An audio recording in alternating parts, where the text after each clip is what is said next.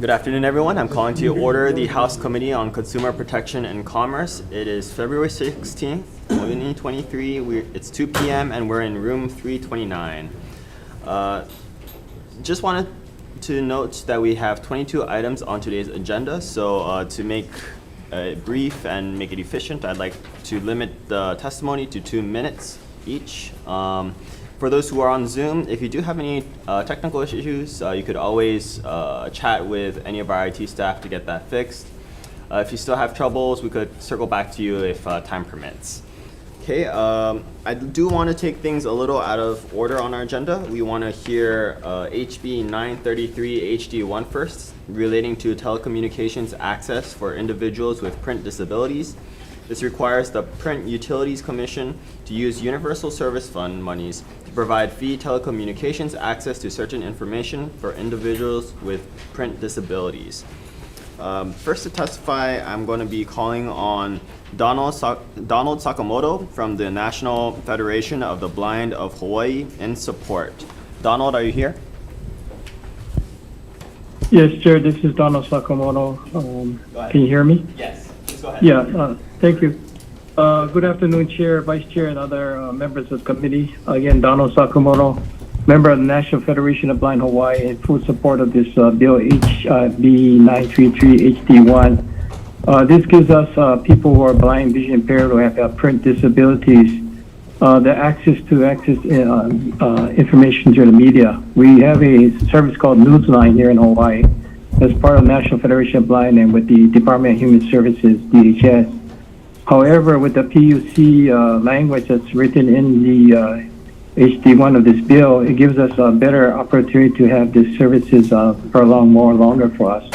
And for me, I do use Newsline like many other of my colleagues and other people who are blind or print disabled to access newspapers around the nation, around the world, magazines. It gives me an opportunity to know what's going on in our community here with the Star Advertiser, as well as to know what's going on for my advocacy that I deal with public transportation here in Oahu, but also other things that I do in my daily life as a blind individual. So I fully support this bill with my other colleagues on National Federation of Blind, and I hope you can pass it off to proceed on.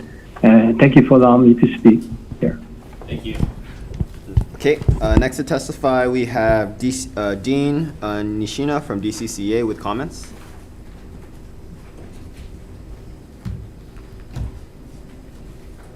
Aloha and good afternoon. Dean Nishina with the Division of Consumer Advocacy. I stand on my written testimony offering comments, but I am available for questions if you have any. Thank you.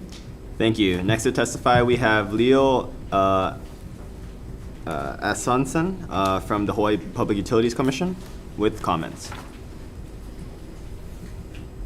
Aloha, good afternoon. Chair Nakashima, Vice Chair Sayama, and members of the House Committee on Consumer Protection and Commerce. My name is Andrew Kabe. On behalf of Chair Leo Asuncion of the Hawaii Public Utilities Commission, we stand on our written testimony providing comments on this measure. I'm available for any questions the committee may have. Thank you. Thank you. Next, we have Tabitha Mitchell from the National Organization of Parents of Blind Children in support. Aloha. Aloha. In my capacity where I serve as a volunteer with the organization, we support parents throughout all of the islands. I myself am a parent of a blind child, and I'm here to provide testimony to let you guys know how important this service really is to the blind kids. To date, we have, I think we have a number of 162 school-age keiki that are registered with federal quota fund programs, and that's a 2020 number. And Star Advertiser kind of pulled out that there were 270 keiki that are blind registered throughout the islands. So from 0 to whenever kids enter school, blind kids have very few services and very few programs that can connect them to the outside world. And what Newsline does is it gives them the opportunity to pick up a phone and to punch in a few numbers and to get access to magazines that you guys are all very familiar with, like Highlights, National Geographic for Kids. You know what they are if you have kids because you've seen them. Blind kids can't go to the library and get that type of information. They can't go to the grocery store where you have a magazine rack. They can't go to Target and get that type of information. They can't go get blind board books at Target. So this bill takes that information and it brings that to the blind kids of all of the Hawaiian Islands simply through picking up the phone and dialing a code. So I urge you to support it. If you have any questions, please know that I'm here to help you answer those as a parent who's lived through it. Thank you. Okay, are there any other persons here to testify on this measure? Please go ahead. Thank you. James Gashel, representing National Federation of the Blind of Hawaii. I did submit a written statement. I hope you do have it. I did see it in the testimony, so you do have it. Let me just say, in addition to that statement, this bill really doesn't spend any money. It authorizes a process to begin.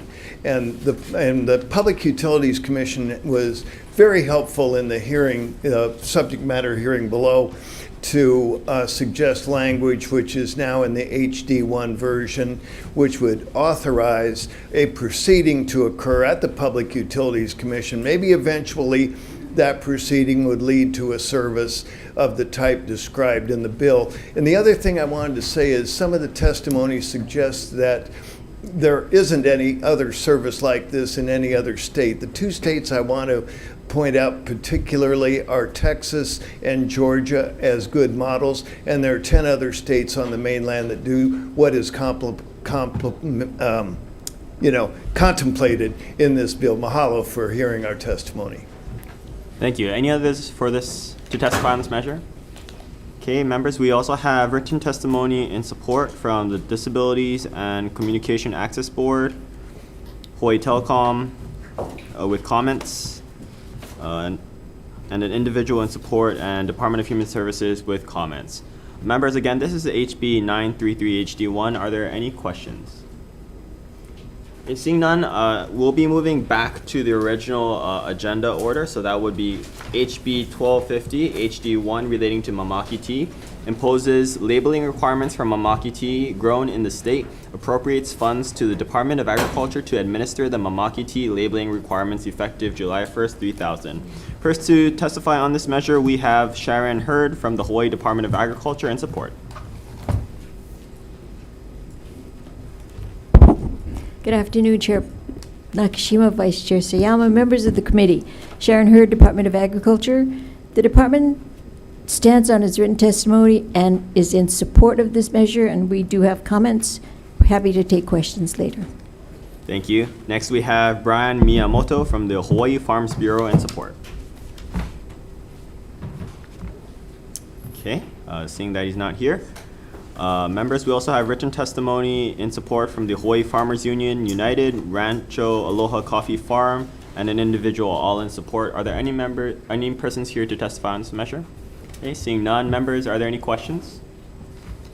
Seeing none, we'll be moving on to HB 1348 HD1. This is relating to labeling of macadamia nuts. Clarifies labeling requirements for macadamia nuts, requires country of origin to be included on the label of a consumer package of raw or processed macadamia nuts, allows a private right of action for violations, effective June 30th, 2000. First to testify on this measure, we have Sharon Hurd from the Hawaii Department of Agriculture in support.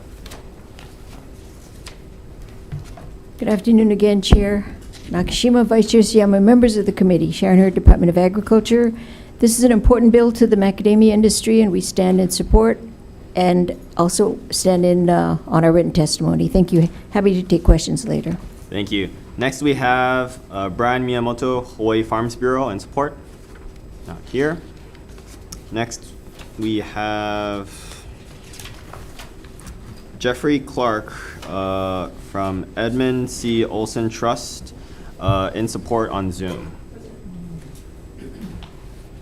Yes, hello. My name is Jeffrey Clark. I'm the Chief Operating Officer for the Edmund C. Olson Trust. I'd like to thank Chair Nakashima, Vice Chair Sayama, and the rest of the committee for hearing this bill. It's very important to the macadamia nut industry. There's been a flood of foreign nuts showing up in Hawaii and in Hawaiian brands, retail bags and things like that.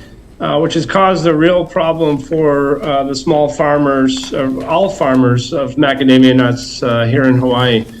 So we strongly support this bill and urge you to do the same. Thank you for hearing me. Thank you. Aloha. Thank you. Next, we have Nathan Trump from Island Harvest, Inc. in support on Zoom. Aloha, Chair Nakashima, Vice Chair Sayama, members of the committee. I'm Nathan Trump from Island Harvest, a MacNut farm on the Big Island, and I stand on our written testimony in support of HB 1348 HD1, and I'm available to answer any questions. Thanks. Thank you. Members, we also have written testimony all in support from numerous organizations and several individuals. Members, do you have any questions? Chair, Representative Onishi. Yes, for Department of Ag, Sharon? Representative? So, in regards to what would constitute the violation, in paragraph number 3, it says to use a label as provided, excuse me, for under subsection B containing the words Hawaii-grown macadamia nuts that misrepresents the origin of the macadamia nuts in the package as being grown in the state. Then it says including but not limited to the use of a company name or the use of images of the state if less than the specified percentage or none of the macadamia nuts in the package were grown in the state. How do you interpret that second part about the name of the company and the images of Hawaii? I think that goes to the term misrepresented by any other means, but if you don't mind, I can call up our labeling subject matter expert.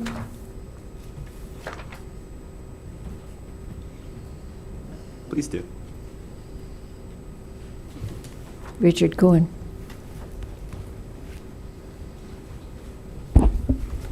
Hello, Chair Nakashima, Vice Chair Sayama, and the committee. I'm Richard Cohen, I'm Measurement Standards Program Manager. To answer your question, Representative, the interpretation would be a company name using something that was a Hawaiian term or a Hawaiian location. If the item that was found on the label was some type of a graphic from Hawaii or a picture of the Hawaii Islands or something that looked like it represented Hawaii, then it would represent Hawaii. And if no nuts were from Hawaii, that would be a violation. That would be a violation if it was not on the label as listed as from the country of origin based on this bill. So the nuts would have to show the percentage of Hawaii-grown nuts and then the percentage of foreign-grown nuts. And that would be listed the way the bill is written right now by the list of the country of origin of where the nuts were from.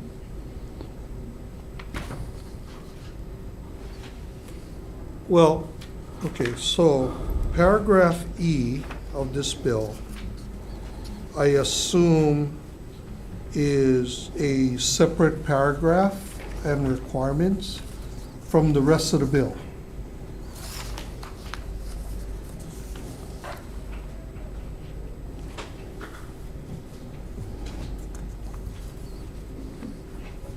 You're referring to where the label containing the words 100% Hawaii-grown macadamia nuts? No, paragraph E starts, it shall be a violation of this part. Correct, and right underneath to use a label containing the words 100%. Well, there's 3 paragraphs, Yeah, right? And it doesn't say or and. So I'm interpreting these 3 paragraphs to be separate paragraphs.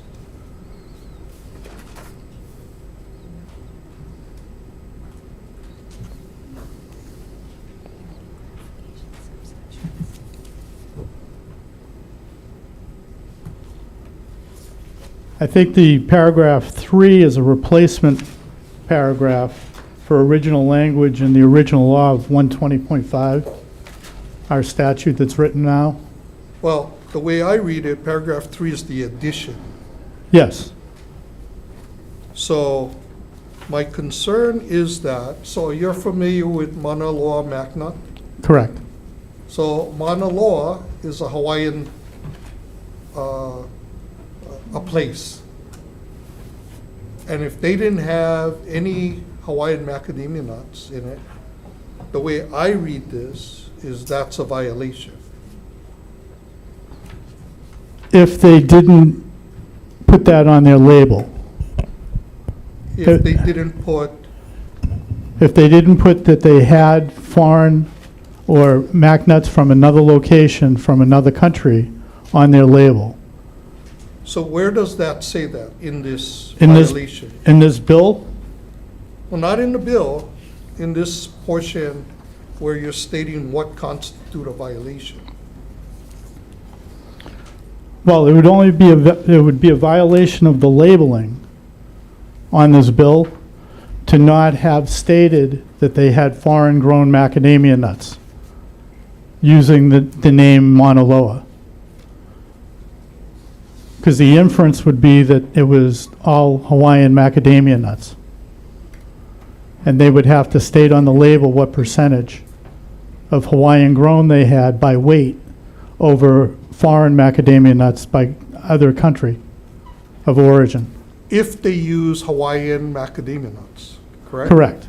If they don't use any and they don't state it, then it would be a violation. If they don't state no Hawaiian macadamia nuts? If they don't state the country of, Slowly and leave me a message. I'll return your call as soon as possible. Sorry, those who are on Zoom, please keep yourselves muted. my understanding is if they don't state the country of origin of any foreign macadamia nuts, it would be assumed because of the labeling and the company name that it was a Hawaiian product and it was 100% Hawaiian macadamia nuts.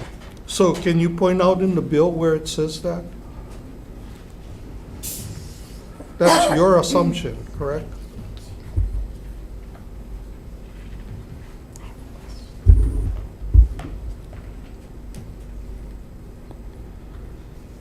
Well, under the subsection 2 on page 3, to use a label is provided for under subsection B containing the words Hawaii-grown macadamia nuts preceded by a percentage. If less than the specified percentage or none of the macadamia nuts in the package was grown in the state. Or to use the label provided under containing the words Hawaii-grown macadamia nuts. I mean, the law is Okay, I'm sorry. requiring. Wait, can you identify that location again for me, please? Page 3, Page 3, okay. line 16, Paragraph 2. Okay.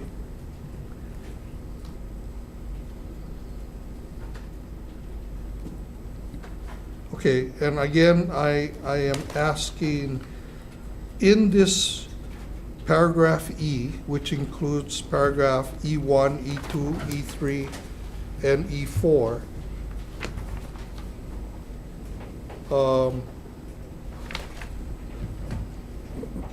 the "or" in paragraph 2 is taken stricken. out. Right. So this, in paragraph 2, it's a violation to contain the words Hawaii-grown macadamia nuts preceded by a percentage if less than the specified percentage or none of the macadamia nuts in the package is grown in the state, correct? Correct. So if you are not specifying that any of the nuts are Hawaii grown, but you're using Mauna Loa nut. According to macadamia this, nut, you're violating it. You're violating the law. So you are asking us to penalize a company that's been in existence for decades, that now their name on a box of their product is now a violation of the law? Representative, I didn't say I agreed with it, I just was giving you the definition of it. That's how I interpret it. That's how you interpret it? That's correct. Chair, that's how you interpret the law also, and the purpose of the law? Yes, sir. The representative, I do, and that's because the industry has asked us to do that. Apparently, Mauna Loa does no longer use local nuts, Hawaiian nuts. Well, that's not the point, though. So you're in support of a bill that would penalize a long-standing company that employs local people because of their name? Because they do not use local Hawaiian-made macadamia nuts. It's an industry bill. But you're supporting it. I am supporting it because I believe the law says misrepresents by any other means. So if you say Mauna Loa macadamia Well, they nut- never used Hawaii-grown macadamia Oh, they nuts always before? did. They always did. Until Okay, recently. So, Until recently. That's why the industry created this bill, because they don't want Mauna Loa to claim to be Hawaiian macadamia nuts when they're not. well, I don't know that they're claiming. They're not on their boxes saying it's Hawaii-grown. And that's the purpose of the bill. That's their name of their company. But that's the reason the industry has brought forth this bill, because they want Mauna Loa to say what percentage is in the box or the can that is local. And if it's none of it, But then it they should doesn't say. matter if they say it or not. According to this, Just the fact that their name violates the law. that's correct, because they're misrepresenting by any other means that the content implies Mauna Loa. Okay, thank you. Members, Okay. any other questions? Oh, Yeah, go ahead, thank you Representative Lowen. for you guys as well. Do you believe it's deceptive to have a package that has a Hawaiian place name on it for sale in Hawaii, containing a product that Hawaii is known to produce, such as mac nuts that contain 0% mac nuts grown in Hawaii? Is that deceptive to consumers, do you think? I have to speak to the law, and according to the law, it is deceptive.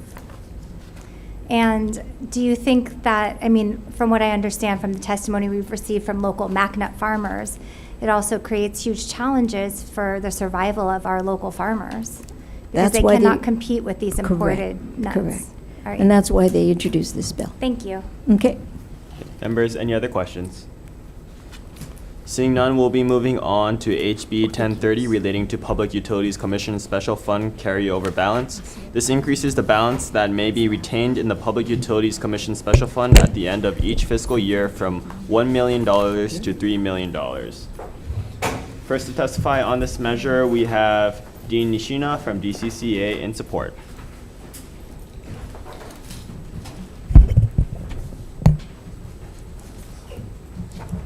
Aloha and good afternoon again. Chair Nakashima, Vice Chair Sayama, members of the committee, Dean Yoshino with the Division of Consumer Advocacy. You have our written testimony in support of this measure. I'm available for questions if you have any. Thank you. Thank you. Next we have Leo, I am going to pronounce this wrong, Asuncion, from the Public Utility Commission in support. Good afternoon, Chair Nakashima, Vice Chair Sayama, and members of the committee. I'm Jody Endo-Chai from the Public Utilities Commission on behalf of Chair Leo Asuncion. We stand in strong support of this measure. I'm available for comments. Thank you. Members, we have written testimony in support from Hawaiian Electric, Ulupono Initiative, and an individual with comments. Are there any other persons here to testify on this measure? Seeing none, members, any questions? Representative Bellotti, go ahead. One quick question for Mr. Nishina. Typically, each year, how much money is swept from the fund?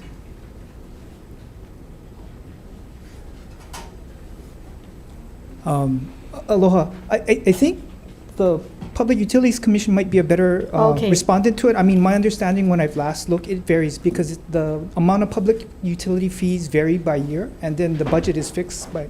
Okay, I'm sorry, so if someone from PUC Sorry. Thank you. can answer that question?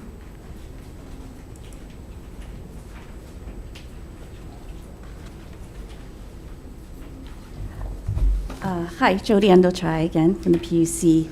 As Mr. Nishina said, it does vary from year to year. In years past, it's been anywhere from 4 million. 2 years ago, it was little more than $1 million. It just depends on the amount of spending we have as well as the revenues that come in from the utilities. So that's the amount that fluctuates. But this measure, what it's doing is it's I understand giving us, that. the advance. I So just it's want to not- understand, so between $1 million to $4 million a year is carryover and then swept into the general fund? Correct. Okay, thank you. Thank you, members. Any other questions? Seeing none, we'll be moving on to HB 521 relating to raw milk. This authorizes and decriminalizes the sale of raw milk and raw milk products directly from producers to consumers for human consumption with certain restrictions. Authorizes the sale of raw goat milk for pet consumption. Establishes labeling requirements. Requires the Board of Agriculture and Department of Health to adopt rules no later than July 1st, 2024. First to testify on this measure, we have Kenneth Fink from the Department of Health in opposition. Aloha, Chair Nakashima. This is Peter Oshiro, Program Manager for the Food Safety Branch, testifying on behalf of Dr. Fink. The Department of Health is in strong opposition to this measure. The Department opposes this measure due to serious public health concerns. I'll just be very brief and read the first and last paragraph of our testimony. Section 1 of the bill finds that there are some people in Hawaii that desire to drink raw milk. However, the department urges the legislature to weigh the potential risk allowing raw milk to be sold. In doing so, the public could be exposed to undue risk of serious illness or death by possible exposure to pathogenic organisms. Our keiki, kupuna, and the immunocompromised face even greater risk than the general public, as they will face much greater difficulty fighting off any pathogen ingested and will have a much higher mortality rate for almost all pathogens associated with consuming raw dairy products. The FDA and the CDC has published many science-based articles debunking every statement in Section 1 as it is included in this testimony. In summary, I'd just like to say that none of the claims made by the raw milk advocates that we have examined for you can withstand any scientific scrutiny. Unfortunately, the false quote-unquote health benefits claims of raw milk advocates may cause parents to give raw milk to their children and prompt immunocompromised people such as pregnant women, the elderly, and hospitalized patients who want better nutrition to also start consuming raw milk. It is these very same subgroups of the population, however, that are most at risk of being injured by ingesting such. So the Department of Health urges you to oppose this bill. Thank you very much for the opportunity to testify, and I'll be available for any questions. Thank you. Next, we have Sharon Hurd from the Hawaii Department of Agriculture in opposition. Vice Chair, members of the committee, Sharon Hurd, the department stands on our written testimony in opposition. Thank you. Next, we have Pete Kennedy from Weston A. Price Foundation in support. Chair Nakashima, Vice Chair Sayama, thank you for giving me the opportunity to testify. Weston Price is a raw milk advocacy organization working on legalization and expanding legalization state to state. Right now, there are 45 states where raw milk is sales or distribution or legal in some fashion. I would say last year demand has gone up more than any year I can remember. And Weston Price has a website, realmilk.com, where I would estimate over 500,000 people went to that website trying to find a source of raw milk. The site lists raw milk farmers selling. At the same time, the demand is going up. The number of foodborne illness outbreaks attributed to raw milk consumption is going down. And just testimony that the product can be safely produced. And it would be good to get, there are a number of dairies I think that could start up and produce safe milk. In Hawaii, there will be regulations the board will issue for them to follow.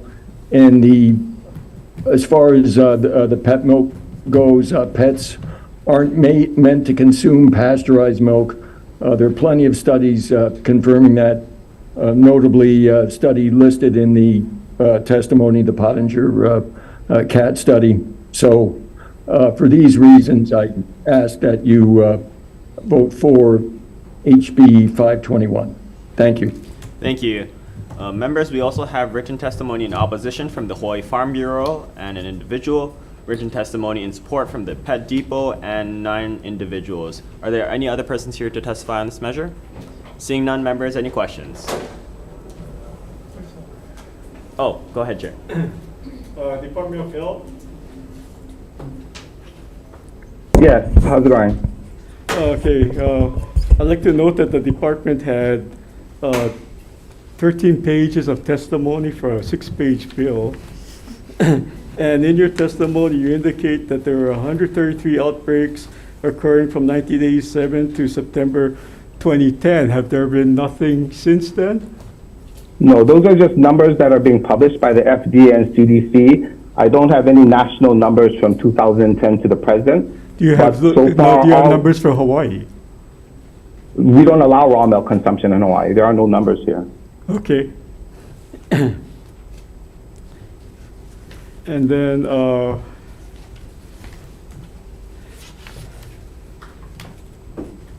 what is the major opposition to the bill if there have been if there are no numbers in Hawaii? You don't want to put undue risk on people. The whole reason that pasteurization was invented was to decrease the mortality of children in the United States. You start feeding children raw milk, you're going to have a lot of serious illnesses and deaths. Okay, so the bill proposals itself state that you must label this milk as dangerous and hazardous and might cause serious illness. So that means that the Department of Health cannot ensure any rules or regulations that will produce safe raw milk. That's not possible according to the FDA and the CDC. So how is it raw milk occurs in other states?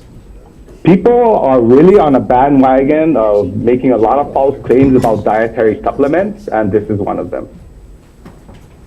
Okay, so why isn't Hawaii on the bandwagon? I have no idea. It's dangerous to do. So from a public health standpoint, if you think that's a good idea, it is not a good idea.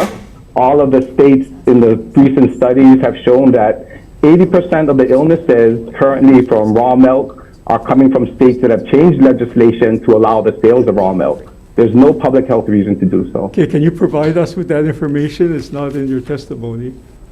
Yeah, okay, I'll provide that information to you folks. Okay, it should be in the testimony. Okay, please send it to the chair. Department of Thank you, Agriculture. Yes, I will. Thanks.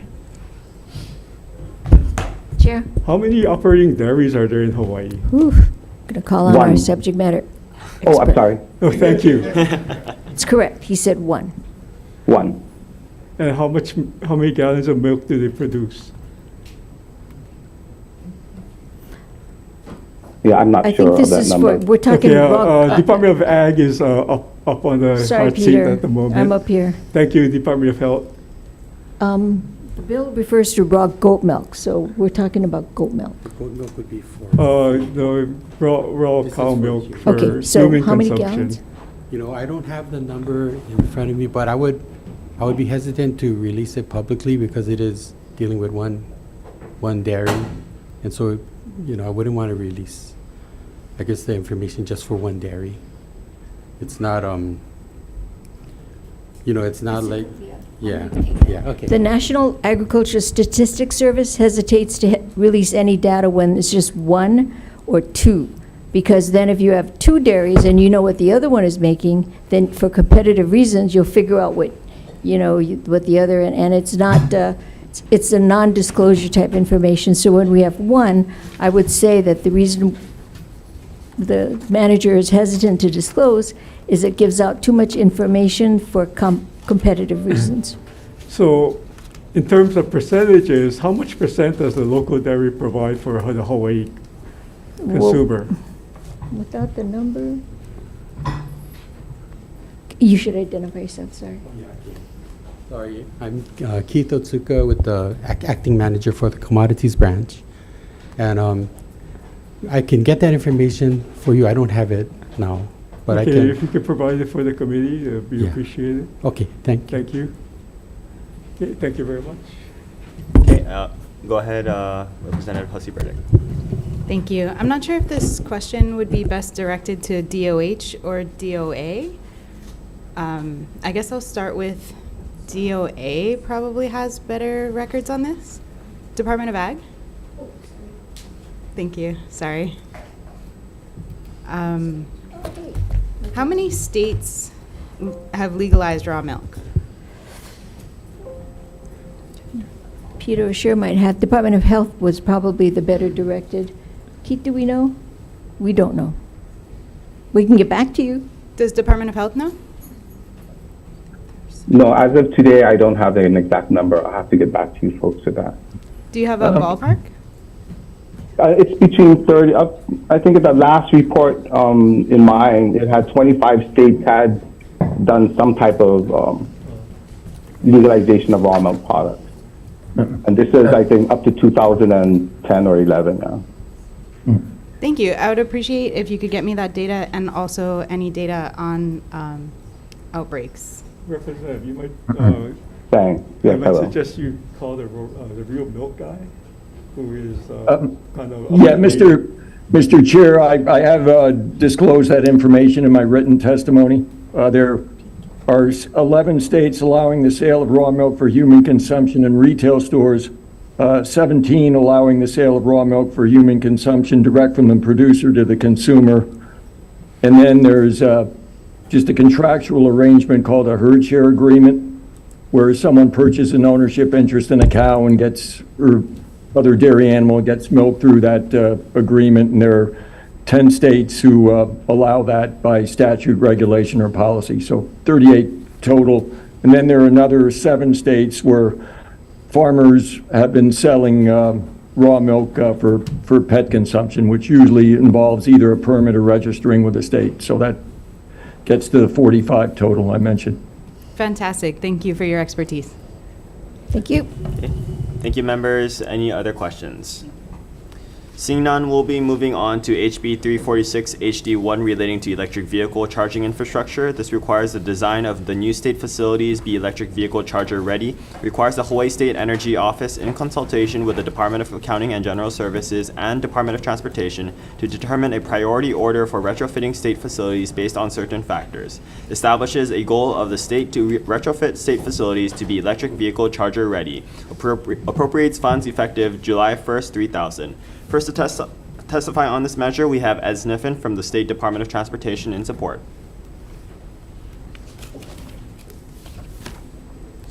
Hello, this is actually Robin Chishida with the State Department of Transportation. Ed couldn't make it, but Chair Nakashima and Vice Chair Sayama, we stand by our testimony that we have submitted and here for questions. Thank you. Next we have Keith Reagan from the Department of Accounting and General Services in support. Chair Nakashima, Vice Chair Sayama, members, Tony Benabisi with the Office of the Comptroller. We stand our testimony in support of this measure, and we're here for questions. Thank you. Next, we have Mark Glick from the Hawaii State Energy Office in support. Hi, Chair, Vice Chairs, members of the committee. Chris Yunker from the Hawaii State Energy Office. We stand on our written testimony in support, but would just like to make a couple points. Work that we had done under the Oahu Mobility Hub study showed that there was roughly 680 sites on Oahu alone, and with 20% of those reporting the number of stalls, that was roughly 51,000 stalls. The one thing that we did note in our testimony is right now there is no resources to conduct the study, as well as a deadline of December or before the next legislative session. Thank you. Thank you. Next we have June Chi from the Hawaiian Electric in support. Good afternoon, Chair, Vice Chair, and committee members. June Chi with Hawaiian Electric, and we stand on our written testimony in support. Thank you. Thank you. Next we have Jody Robinson from Blue Planet Foundation in support. Good afternoon, Chair, Vice Chair, members of the committee. Jody Robinson from Blue Planet will stand on our testimony in support. Thank you. Thank you. Next we have Micah Munekata from the Ulupono Initiative in support. Seeing that he's not here, we'll be moving on to Matthew Geyer in support. Aloha, Chair, Vice Chair, members of the committee. Matt Geyer, Hawaii Environmental Change Agents, testifying as an individual. Just stand in support. Thank you. Members, we also have written testimony and support from the State Hawaii Climate Change Mitigation and Adaptation Commission, Hawaii Automobile Dealers Association, Big Island Electric Vehicle Association, 350 Hawaii, and about a dozen individuals also in support and one individual in opposition. Are there any other persons here to testify? Please go ahead. Aloha Kayaka, Chair, Vice Chair, and the CPC Committee. Angela Melody Young testifying on behalf of CARES. And we are in strong support of the measure. I'm just going to give a brief background about disabled people and disability rights. I'm sorry, this is HB 346. 346? Relating to electric vehicle charging stations. Oh, okay. Whoops. Okay. Sorry. Okay. Any other persons here to testify on this measure? Seeing none, members, any questions? Seeing none. Oh, I'm sorry, Representative Onishi. Yes, for, let's see, for DAGs.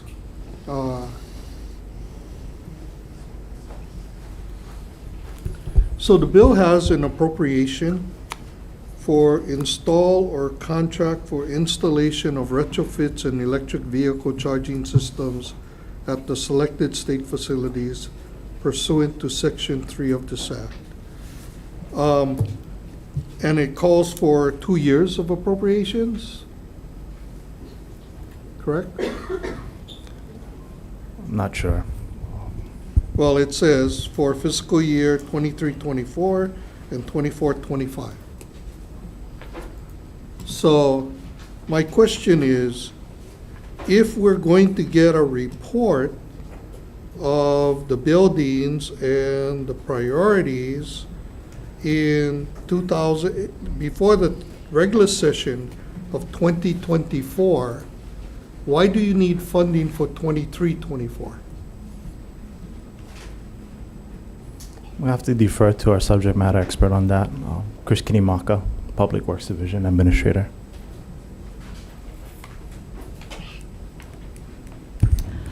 Aloha, Representative Onishi. You're correct that if the money is for a study for this coming year, we would need the money this year, not next year. You need the money this year?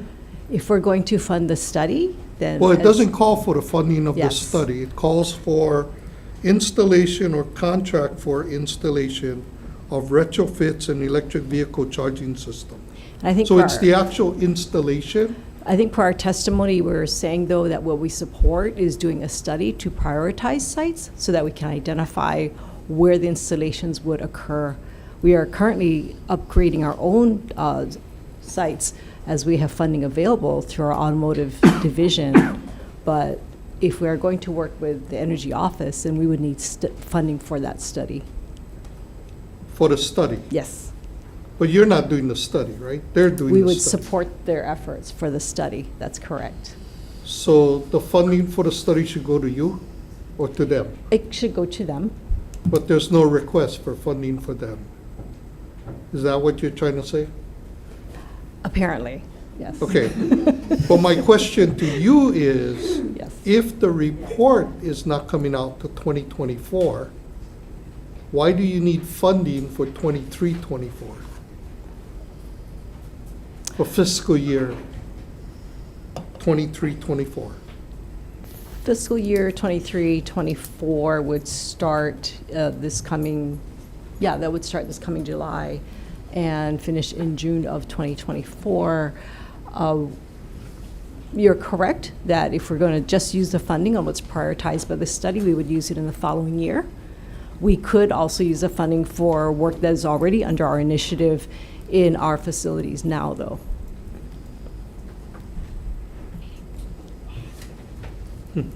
Okay. Thank you. Thank you, Chair. Thank you. Members, any other questions? I have a question. Representative Lowen. Hawaii State Energy Office.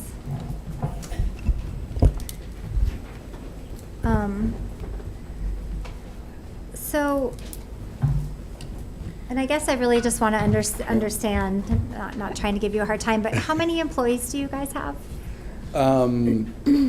Total in the office is roughly less than 30, I believe. But close to 30, I Close think? to, yes.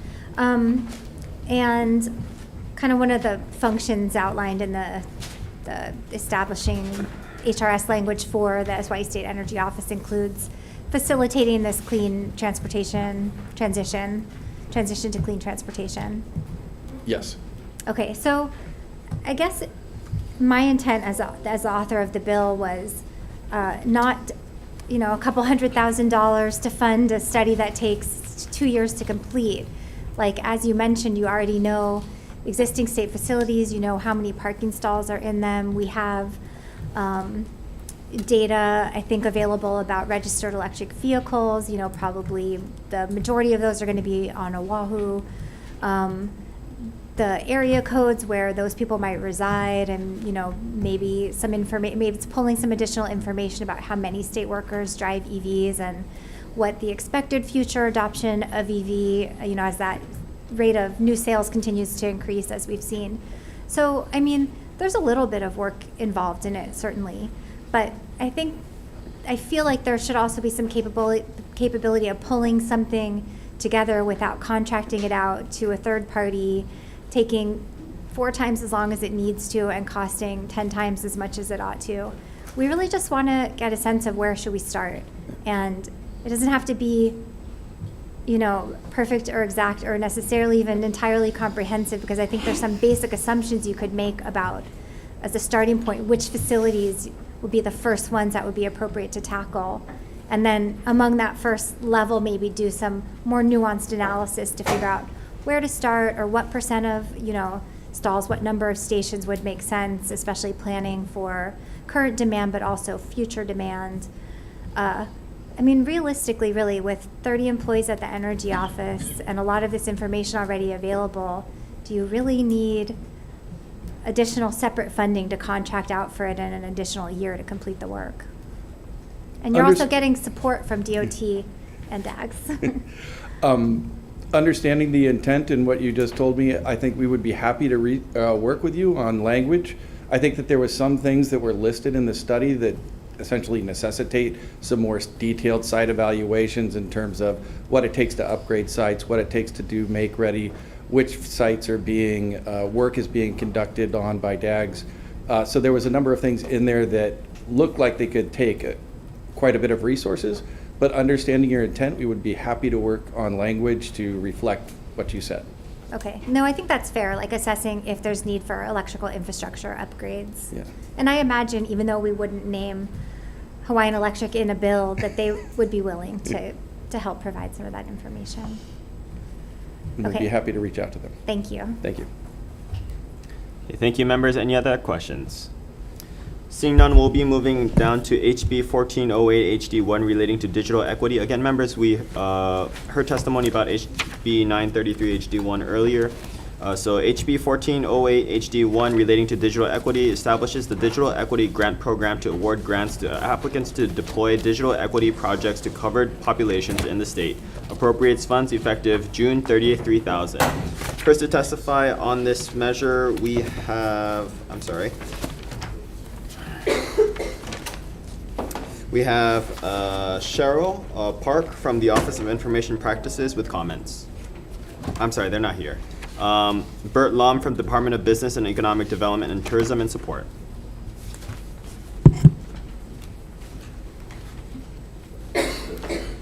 Aloha, Chair Nakashima, Vice Chair Sayama, and members of the committee. My name is Bert Lum. I'm the State Broadband Coordinator, and I'm here on behalf of our Director, Chris Sariyasu from DBED. We stand on our written testimony in support, and I am available for any questions. Thanks. Thank you. Next, we have Garrett Yoshimi from the University of Hawaii in support on Zoom. Good afternoon, Chair, Vice Chair, members of the committee. Garrett Yoshimi, Vice President for IT and CIO for the University of Hawaii, representing the state's overall broadband interests. Standby testimony is submitted in support of the intent with comments. Happy to answer any questions. Thank you. Thank you. Next, we have Keali'i Lopez, AARP Hawaii in support. Good afternoon, Chair, members of the committee. I'm Audrey Suga Nakagawa, Advocacy Director for AARP. AARP stands in support of this measure. ARP recognizes the value and significant benefits that digital technology can improve the lives of our kapuna. We know that more and more of our members, especially those between 50 and 59, are using the technology, but we still, for those over age 65, we're at about a 64% adoption rate. So achieving digital equity will help address the disparity in access as well as adoption. So we strongly support this measure. Thank you.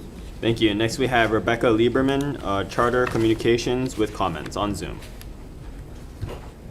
Aloha, Chair, Vice Chair, and members of the committee. My name is Rebecca Lieberman. I work for Charter Communications. I stand on my written testimony providing comments on this bill, and I'm available for any questions. Mahalo. Thank you. Next we have Kieran Polk from Kapolei Chamber of Commerce in support on Zoom. Oh, sorry, in person. Aloha, Chair, Vice Chair, members of the committee. My name is Karen Polk. I'm the Executive Director for the Kapolei Chamber of Commerce, and we stand in our written testimony in strong support of this measure. As I mentioned earlier, these grant programs will help sustain some of the existing programs out in my community today and yours to support our kapuna and our underserved in achieving digital equity and digital literacy, much needed in this time that we have today. So if there's any additional questions, I'm happy to answer them. Mahalo. Thank you. Next we have Daniel Smith, Hawaii Broadband Hui in support on Zoom. Yes, good afternoon, Chair, Vice Chair, and committee members. My name is Dan Smith. I'm a member of the Hawaii Broadband Hui, a voluntary group supporting getting connections and knowledge of use of computers and the internet out into the community. This bill would enable highly local efforts to train people so that they can actually use the internet, because these days it's no longer adequate just to run a cable or a fiber to the premises. We want people to be able to use it to take advantage of telehealth, education, job opportunities, and so forth. And so we stand, of course, on our written testimony, and thank you very much. Thank you. Members, we also have written testimony from Office of Information Practices with comments. Supportive testimony from the State of Hawaii Climate Change Mitigation and Adaptation Commission, Hawaii Telecom, and an individual all in support. Are there any persons here to testify on this measure? Please go ahead. Thank you, Vice Chair, Chair, committee members. Dane Bartolas, Hawaii State Council on Developmental Disabilities. We submitted late testimony. I'd just like to stand in support. Thank you. Sorry, this is for HB 1408? Yes. Okay, thank you. Please go ahead. Aloha, Kayaka, Chair, Vice Chair, and the committee. Angela Melody Young testifying on behalf of CARES in strong support of HB 1408. The purpose of this act is to identify and address any obstacles to digital equity. And so there was a pilot program last year in the district that I'm from, Kalihi, that gave out digital equity devices to help the low-income families access wireless connection.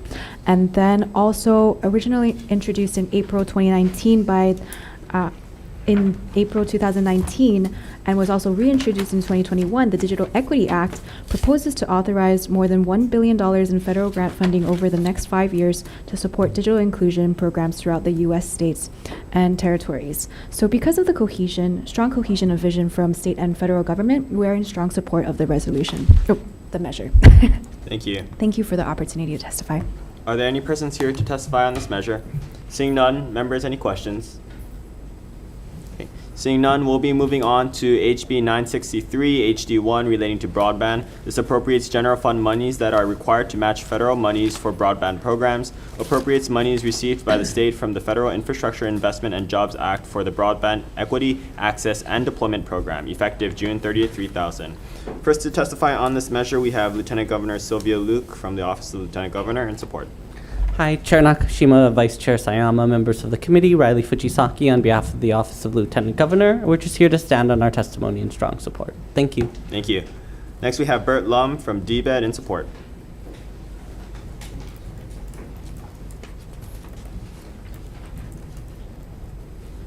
Hello, Chair, Vice Chair, members of the committee, Bert Lum, State Broadband Coordinator. We stand on our written testimony in full support of this program and funding, and of course, I'm available for any questions. Thank you. Thank you. Next, we have Daintry Bartolus from the State Council of Developmental Disabilities and Support. We stand on our testimony in support. Thank you, Chair. Thank you. Next, we have Kiali Lopez, AARP, in support. AARP stands on our testimony in support. Thank you. Next, we have Garrett Yoshimi from the University of Hawaii in support on Zoom. Chair, Vice Chair, member of this committee, Garrett Yoshimi, Vice President for IT and CIO for the University of Hawaii, representing the state's overall broadband interests, stand in support of the measure. We have a written testimony. Happy to answer any questions. Thank you. Are there any persons here to testify on this measure? Oh, please go ahead.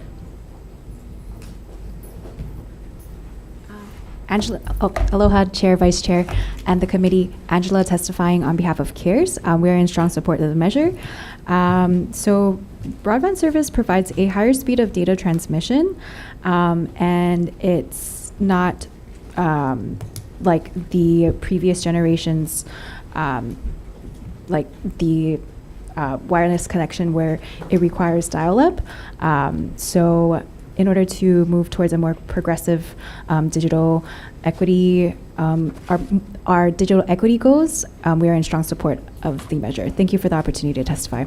Thank you. Any other persons here to testify on this measure? Okay, seeing none, members, there is additional written testimony in support from Department of Budget and Finance, Hawaii Primary Care Association, and Maui Chamber of Commerce. Members, any questions?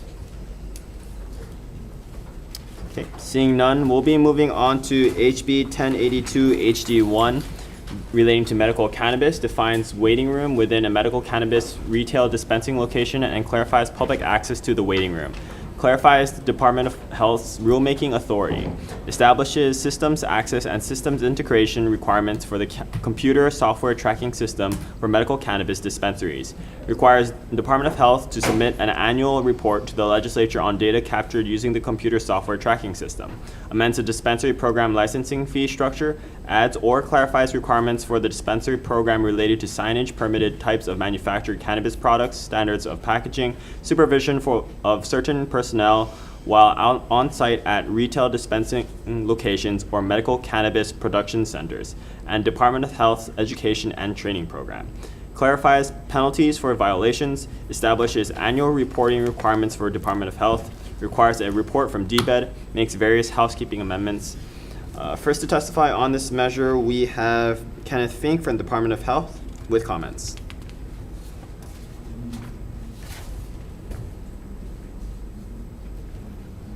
Good afternoon, Chair, Vice Chair, members of the committee. Michelle Nakata, Chief of the Office of Medical Cannabis Control and Regulation, on behalf of Dr. Kenneth Fink, Director of Health. The Department of Health stands on its written testimony commenting. We do support the original language of HB 1082.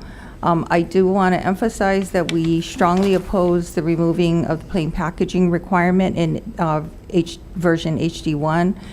In Section 8, a recent retrospective analysis of National Poison Data System found that there has been a 1,375% increase in unintended exposures to children to cannabis who are under the age of 6 during the period from 2017 to 2021. Hawaii's current medical cannabis system has very strict packaging and labeling requirements requiring plain packaging. And during the same time period, we have only seen a 100% increase in the same time frame. Hawaii's plain packaging rules have been pointed out as best practice for cannabis products.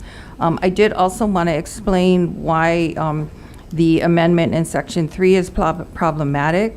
The system that we currently have in use, that we've contracted for, does not collect the information that is sought. We have looked into similar information systems that can collect the business licensing type of information that's being sought. And other states do employ such systems.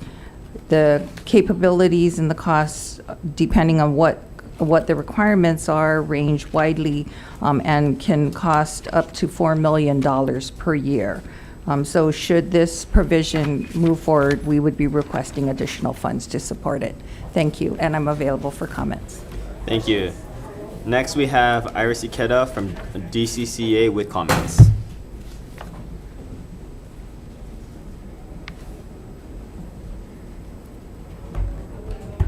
Hello, Chair. My name is Iris Ikeda. I'm the Commissioner for the Division of Financial Institutions for the Department of Commerce and Consumer Affairs. We will defer our comments to the Department of Health, who has subject matter expertise on this area. We are only limiting our comments to page 6, relating to the financial data that banks and other financial institutions may access. And I am available for comments. Thank you. Or questions. Thank you. Next, we have Andrew Goff from the Attorney General's office with comments. Good afternoon, Chair, Vice Chair, and members. Andrew Goff with the Attorney General. As noted in our testimony and in DOH's testimony, we also have concerns with the packaging requirements that are being changed on page 24. The packaging requirements are being changed to something that doesn't appeal to minors, and that's a pretty vague standard that would be hard to actually enforce.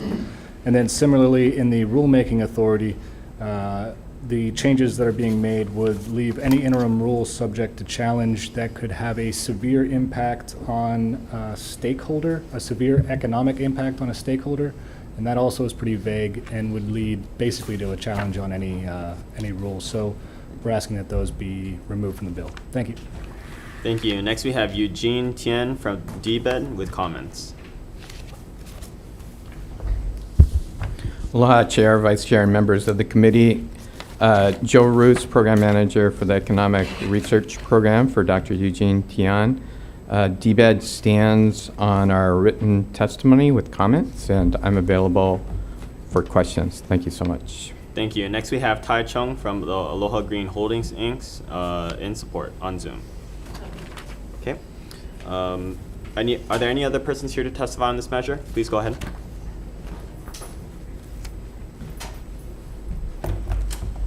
Aloha, Chair, Vice Chair, and the CPC Committee. Angela Melody Young testifying in to provide comments. So this measure is seeking to. I'm going to comment on the federal regulations for marijuana. Marijuana is strictly regulated and may not be legally used for medical or recreational purposes unless the research gets approved. DEA recently eased some of the regulatory burdens so that researchers can conduct FDA-approved clinical studies on CBD, an extract of the marijuana plant. These modifications will streamline the research process regarding CBD's possible medicinal value. Growing plants and supplying for medical studies is okay if it is within the FDA parameters of clinical studies. This substance should only be accessed for those who have cancer or for those who are ill. However, outside of research and clinical studies, cannabis is a Schedule I substance. The DEA classifies marijuana as a Schedule I substance because it has a high potential for abuse. When they schedule these substances on Schedule I or Schedule II or Schedule III, they look at, which one is the most vulnerable for abuse. And when people abuse cannabis, it results in gang activity, addiction, debt. It's a gateway to other substances. That's why it's a Schedule I substance. And, there are people who want to access cannabis for medical research and for recreational use. The proper procedure is to petition the DEA or the FDA. And they work with the AG and the Department of Health and Human Services to reschedule or to petition for clinical studies. And that petition can be accessed by any manufacturer, medical society, pharmacy, public interest group, state or local government, or individual citizen. So that is the proper procedure to use marijuana for recreational or medical purposes. Thank you for the opportunity to testify. Thank you. Are any persons here to testify on this measure? Please go ahead. Good afternoon, Chair. Mihoko Ito on behalf of Kira Oahu. We did submit testimony, but it was late. I apologize. But we'll stand on our testimony and support of the bill. Thank you. Yes, we received that. Thank you. Thank you. Are there any other persons here to testify on this measure? Okay, seeing none, members, we also have supportive testimony from Maui Grown Therapies, Meter, and yes, Kira Oahu. Other written testimonies with comments from Akamai Cannabis Consulting and an individual. Members, are there questions on this measure? Seeing none, we'll be moving on to HB 1245 HD1 relating to ambulances, appropriates funds to the Department of Health for the purchase of one advanced life support ambulance and related equipment to be based in Central Maui, and to fund pay-related personnel costs for state-certified emergency medical service personnel, effective June 30th, 2000. First to testify on this measure, we have Kenneth Fink from the Department of Health with comments. Good afternoon, Chair. I'm Dr. Al Bronstein from the EMS branch and will stand on our written testimony. Thank you very much. Thank you. Next we have William Bailey, AMR in support. Good afternoon. Thank you, Chair. Speedy Bailey, Regional Director with American Medical Response. I'm here in strong support of this measure. We provided services to the state for 40 years on Maui. This is the process in collaboration with the Department of Health EMS branch and you the legislature, to have improvements in the system on Maui. We're very proud of that. We have staff, and we're fully staffed to do this project on time, on point, and on budget. It's not common right now to have staff in EMS. Most places in the nation are short. We are very proud of the fact that we have staff ready to go as needed. Thank you. Available for any questions. Thanks. Thank you. Any other persons here to testify on this measure? Seeing none, members, we have written testimony in support from American Medical Response, Maui Hotel and Lodging Association, and County Council Maui. Members, any questions? Seeing none, we'll be moving on to HB 907 HD1.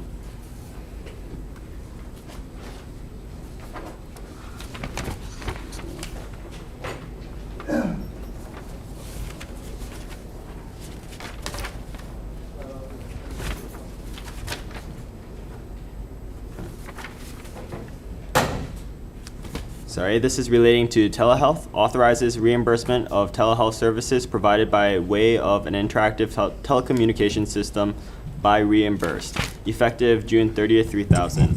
First to testify on this measure, we have Erin Lau from the Attorney General's office with comments.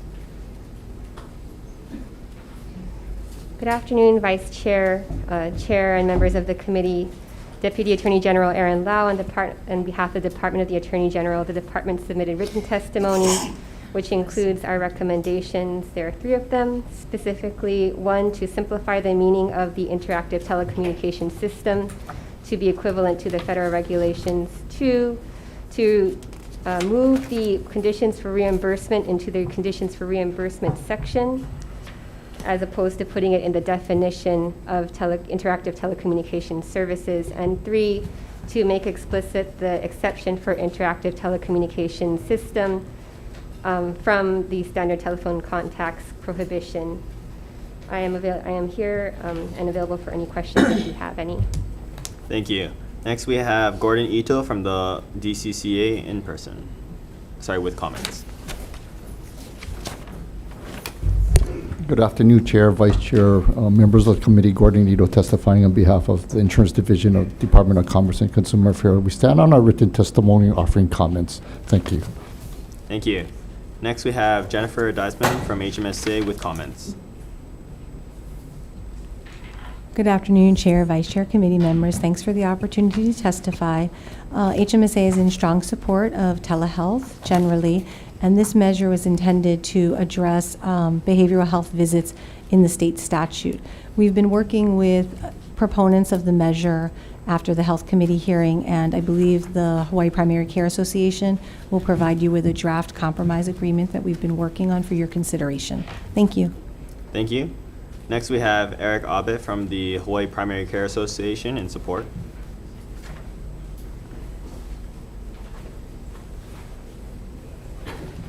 Hi, I'm Eric Abe for the Hawaii Primary Care Association. Over the past 6 weeks, HPCA has been working with HMSA on behalf of a hui consisting of trade associations representing psychologists, social workers, marriage therapists, and other organizations including AARP, Hawaii Primary Care Association, American Cancer Society, Hawaii Parkinson's Association, the Epilepsy Foundation, and also the Alzheimer's Association of Hawaii to try to find a compromise on this issue. We were able to come to an agreement yesterday.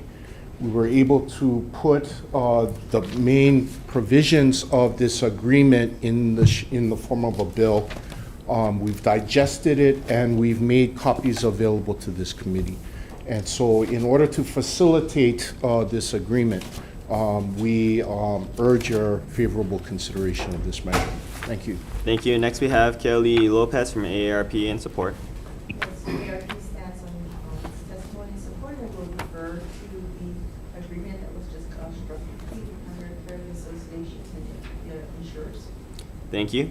Next, we have Mary Navarro from the Hawaiian Islands Association for Marriage and Family Therapy in support on Zoom. Aloha. My name is Mary Navarro. Thank you for the opportunity, Chair, Vice Chair, and committee members. I am representing the Hawaii Island Association for Marriage and Family Therapists, and we are very much in support of this. And part of the reason that I wanted to testify is that I've lived in Hawaii since 2000, and I am a marriage and family therapist, licensed in Hawaii and California. I've been licensed since 1990. My experience gives me concern that what's important about supporting this is access for people that live in rural areas. On both the islands that I've lived in and worked in, many people live far out. It takes an hour to get to an office of someone who is on their insurance and can help. And also the internet coverage can be very spotty in those outlying areas. Another part of that is that many of the kapuna have difficulty with the telecommunications with the video. And so having telephone has been one of the saving graces that I have seen for this population. And I just want to encourage you to support this. It provides access for people that don't have access, and that kind of creates a discrepancy between who has that available and who does not. So thank you for your time. Thank you. Next, we have Rebecca Gardner from the National Association of Social Workers, Hawaii chapter in support.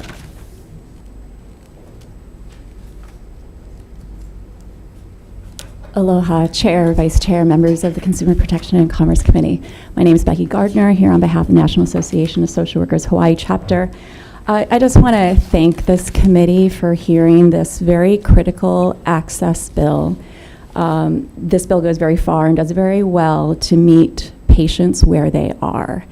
And I just wanted to highlight some of the research because there was some question as to whether there was any efficacy to using the telephone for mental health treatment. And for example, in 2006 study by the British Medical Journal, they concluded that the clinical outcome of cognitive behavior therapy delivered by telephone was equivalent to treatment delivered face-to-face, and similar levels of satisfaction reported. In Clinical Psychology, Science and Practice, in a 2008 journal, researchers concluded that telephone-administered psychotherapy can produce significant reductions in depressive symptoms, and attrition rates were considerably lower than rates reported in face-to-face psychotherapy. In the testimony, there's several other studies that are cited and quoted. I also want to highlight the research regarding utilization. And in 2022, just a year ago, the Federal Department of Health and Human Services surveyed the usage of telephonic versus audiovisual telehealth during the pandemic, and they determined that several groups preferred the phone. So there is disparity in access, and these were along lines relative to the elderly, low income, mobility challenged, limited English proficient, and rural residents. So by passing this bill and recognizing the utility of telephonic only, we thank this committee. And I also just want to comment with the other stakeholders who have worked with the organizations that I'm working with, which are mental health professional associations. I appreciate their diligence and willingness to work out a compromise. And then just as a personal matter, I want to express how thankful and privileged I feel to work with these clients, because they are willing to take a pay cut to serve their patients. And they are putting patients first. They can fill their schedules, their calendars 3 times over with 100% reimbursed patients. But they're willing to do it for less because they're focused on healing in the middle of a mental health crisis. So thank you for your favorable consideration, and I'm here for questions. Thank you. Thank you. Next, we have Alex Lynchton from the Hawaii Psychological Association in support on Zoom. Good morning, or good afternoon, excuse me. I'm Alex Lichten. I'm the legislative chair for the Hawaii Psychological Association. We're in very strong support of this measure. Over the last 2 years since the issue came up, we've gotten a lot of feedback from our members telling us that any restrictions on the use of the telephone for mental health sessions would be a hardship, particularly for the elderly, rural residents, those of low income. One example of a vulnerable patient that depends on the phone is an elderly woman who is the sole caretaker for her husband, has multiple medical problems, has to go on the bus with an oxygen tank and multiple medical equipment, takes her a long time to get on the bus, leave the bus. Another patient was so ashamed of their physical appearance, they suffer from a social phobia, that they didn't want the therapist to see them either in person or on video. So any restriction on the use of the phone would cause some patients to drop out of therapy with adverse outcomes. The bottom line for me, though, is shouldn't the decision whether the mental health session should be in person or video or on the phone, shouldn't that best be made by the provider and the client rather than by insurance companies or the government? Thank you very much for the opportunity to testify on this important bill. Thank you. Are there any other persons here to testify on this measure? Okay, members, we have written testimony from Department of Human Services with comments. We have supportive testimony from 14 individuals and 11 organizations. Members, are there any other questions? Questions. Okay, Representative Bellotti. From Mr. Abe, I don't see the language that you folks have come to a compromise on, and in the testimony in front of us. We delivered it an hour before the hearing. Okay. Does this include consultation with the mental health providers?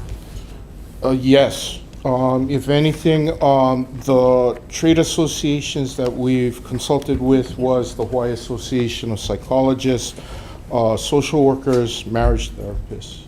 Okay, and does this then this language mirror what's in, and maybe not for you, maybe for HMSA, does this mirror the language that's in HMSA's testimony?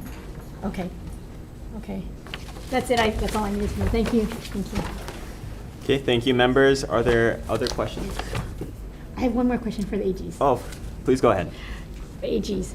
You noted in your testimony that you objected to the as amended language to the 42 CFR 410.78, and you proposed language that would solve the problem, but I don't think it actually does, because you're saying that the language that was given to us from DHS, which is what I put into the bill, and they requested, you're now saying doesn't work because it doesn't pinpoint exactly in time which CFR we're supposed to refer to?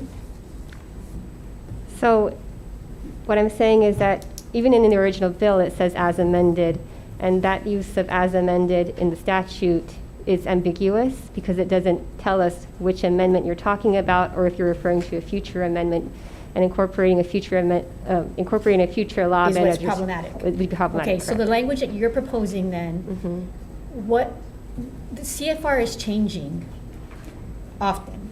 Right. So does that mean that every time the CFR changes and we refer to it in any part of any statute, we have to come in and change laws?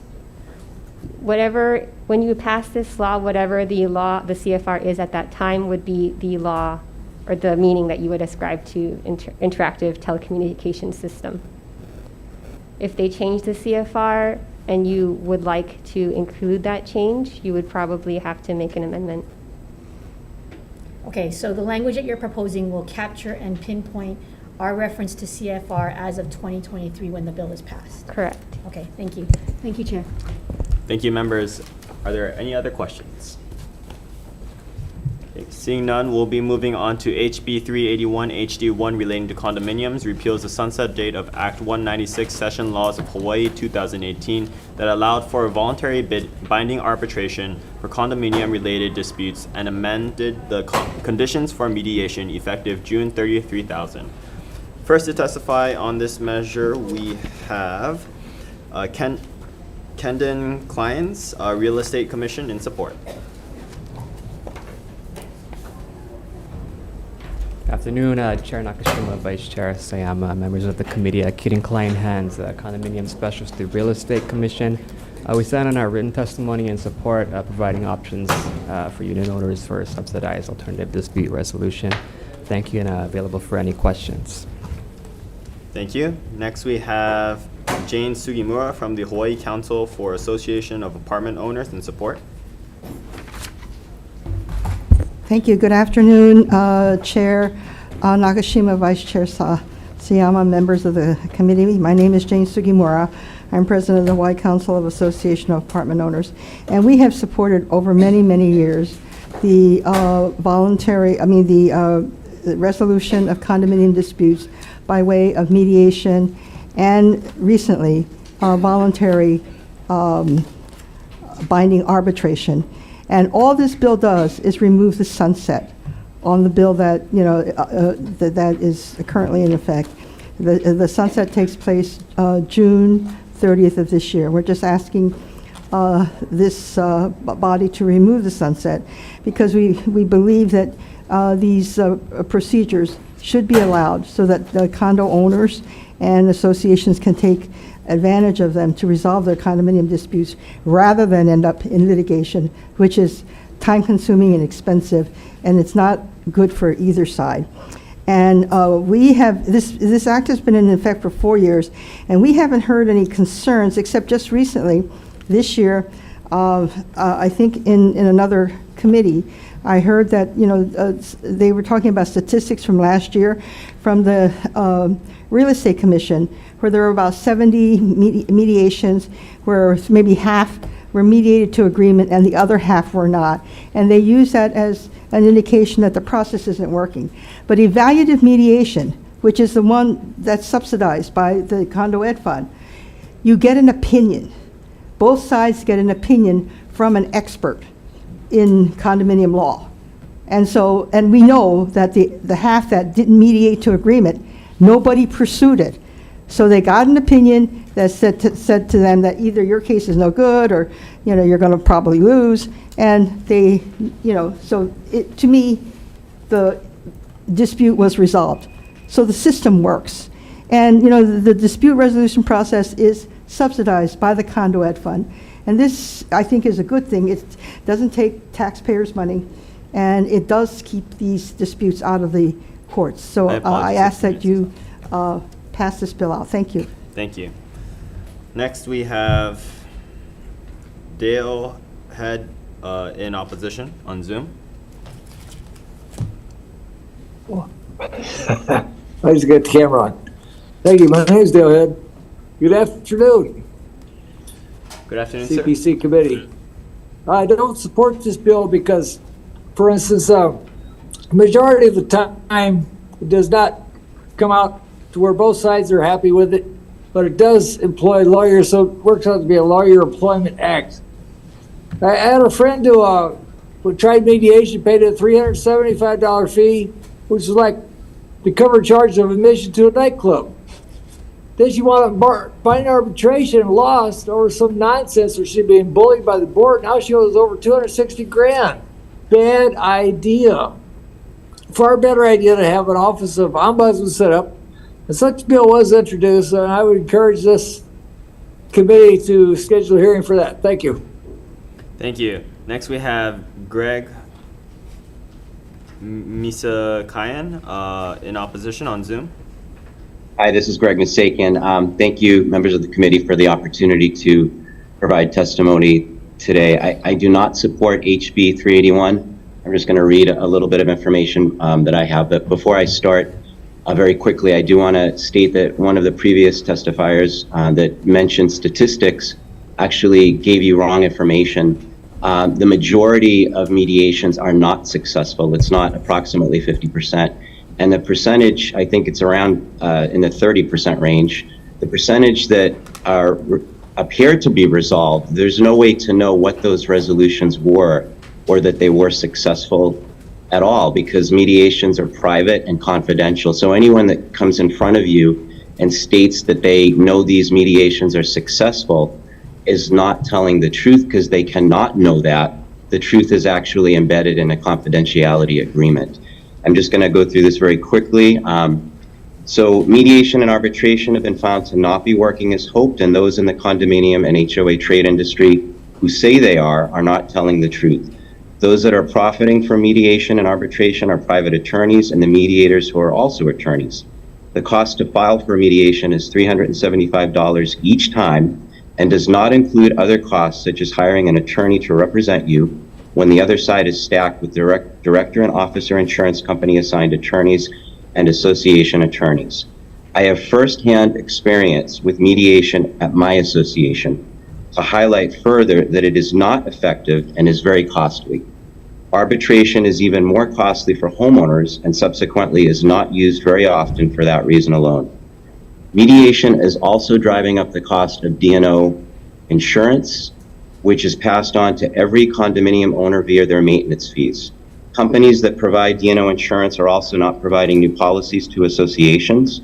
I know this very well, as the D&O insurance company used at my association would not renew the policy, and our board could not get insurance, our board could only get insurance from Lloyd's of London. My apologies, your 2-minute time limit is up. Please summarize your testimony. Okay, thank you. The policy is 1/3 of the coverage and the deductible is 7 times more, and I appreciate the time to testify. Thank you. Thank you. Okay, are there any other persons here to testify on this measure?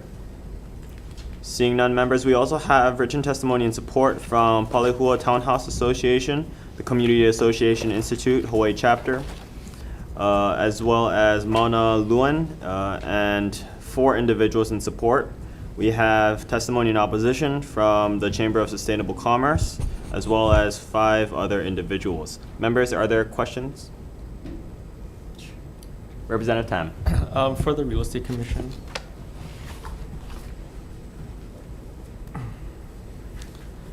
Thank you for putting this. Thank you for coming here today. It looks like this law was passed in 2018. Can you talk about what the process is prior to this law passing and why it was needed in the first place?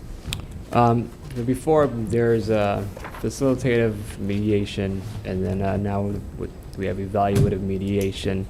Facilitative, you have one mediator that kind of gives both sides the kind of like a discussion so that each party is aware of the point of view. Evaluative mediation, the mediator is able to kind of tell the, again, like what I think Jane said, it's give an opinion of who's likely to prevail in court. But even before that, strictly without mediation, it would probably just go to the court for litigation. Now, my follow-up question. We heard many people say that it costs a lot just to go through mediation through you under this law. Would it be cheaper if they were to go through the courts? No, I don't think so. Okay. My last and final question was, why was there a sunset date put into this law? I'm not sure. I could get back to you on the legislative intent for the sunset date. Okay, thank you. No further questions. Thank you. Members, any other questions? Seeing none, we'll be moving on to HB 1121 HD1 relating to leasehold conversion. Excludes from taxation 100% of the gain realized by a fee simple owner from the sale of a leased fee interest in units within a condominium project, cooperative project, or planned unit development to the Association of Apartment Owners or the Residential Cooperative Housing Corporation of the leasehold units. Applies to taxable years beginning after December 31st, 2022, and does not apply to taxable years beginning after December 31st, 2029, effective July 1st, 2000. First to testify on this measure, we have Gary Suganuma from the Department of Taxation with comments. Aloha, Chair, Vice Chair, and members of the committee. My name is Kathy Davenport, and I'm here on behalf of the Department of Taxation. I want to thank you for the opportunity to testify. The department stands on their written testimony on providing comments, and I'm here to answer any questions that you may have. Thank you. Thank you. Next we have Jane Sugimura from Hawaii Council for Associations of Apartment Owners in support. Good afternoon, Chair Nakashima, Vice Chair Sayama, members of the committee. Hawaii Council has supported leasehold conversion with condos for years. And we supported the original enactment of Act 166, but I think it was back in the early 2000s, which allowed lessees in leasehold condominiums to acquire their fee because it incentivized the lessors to sell the fees they would get a tax break if they sold it to their lessees. Unfortunately, the act had a sunset provision, and that kicked in.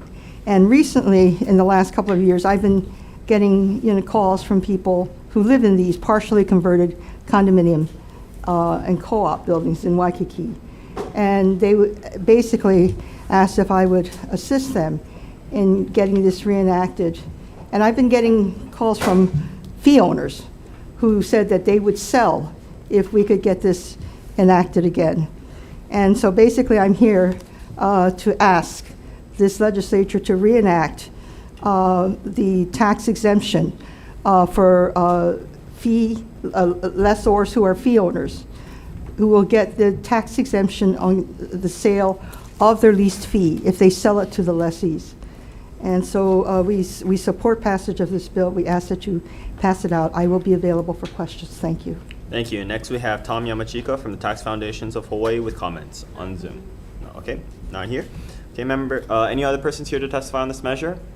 Okay, members, we also have written testimony and support from Palehua Townhouse Association, Mauna Luan, and 5 individuals, all in support. Members, are there any questions? Okay, seeing none, we'll be moving on to HB 978 HD1. This is relating to purchases of health and human services. Authorizes heads of purchasing agencies to issue requests for the statements of qualification and to establish lists of qualified providers for treatment purchases of services. Increases the small purchase threshold for health and human services effective June 30th, 2000. First to testify on this measure, we have Keith Reagan, Department of Accounting General Services, in support. Chair, Vice Chair, members, Tony Benabise on behalf of Comptroller. We stand on our written testimony and support. Thank you. Thank you. Are there any other persons here to testify on this measure? Okay, members, we also have written testimony and support from Department of Human Services and State Procurement Office. Members, are there any questions? Seeing none, we'll be moving on to HB 977. This is relating to purchase of health and human services, abolishes the Community Council on Purchase of Health and Human Services effective June 30th, 3000. First to testify on this measure, we have Keith Reagan from Department of Accounting General Services in support. We stand on our written testimony and support. Thank you. Thank you. Are there any persons here to testify on this measure?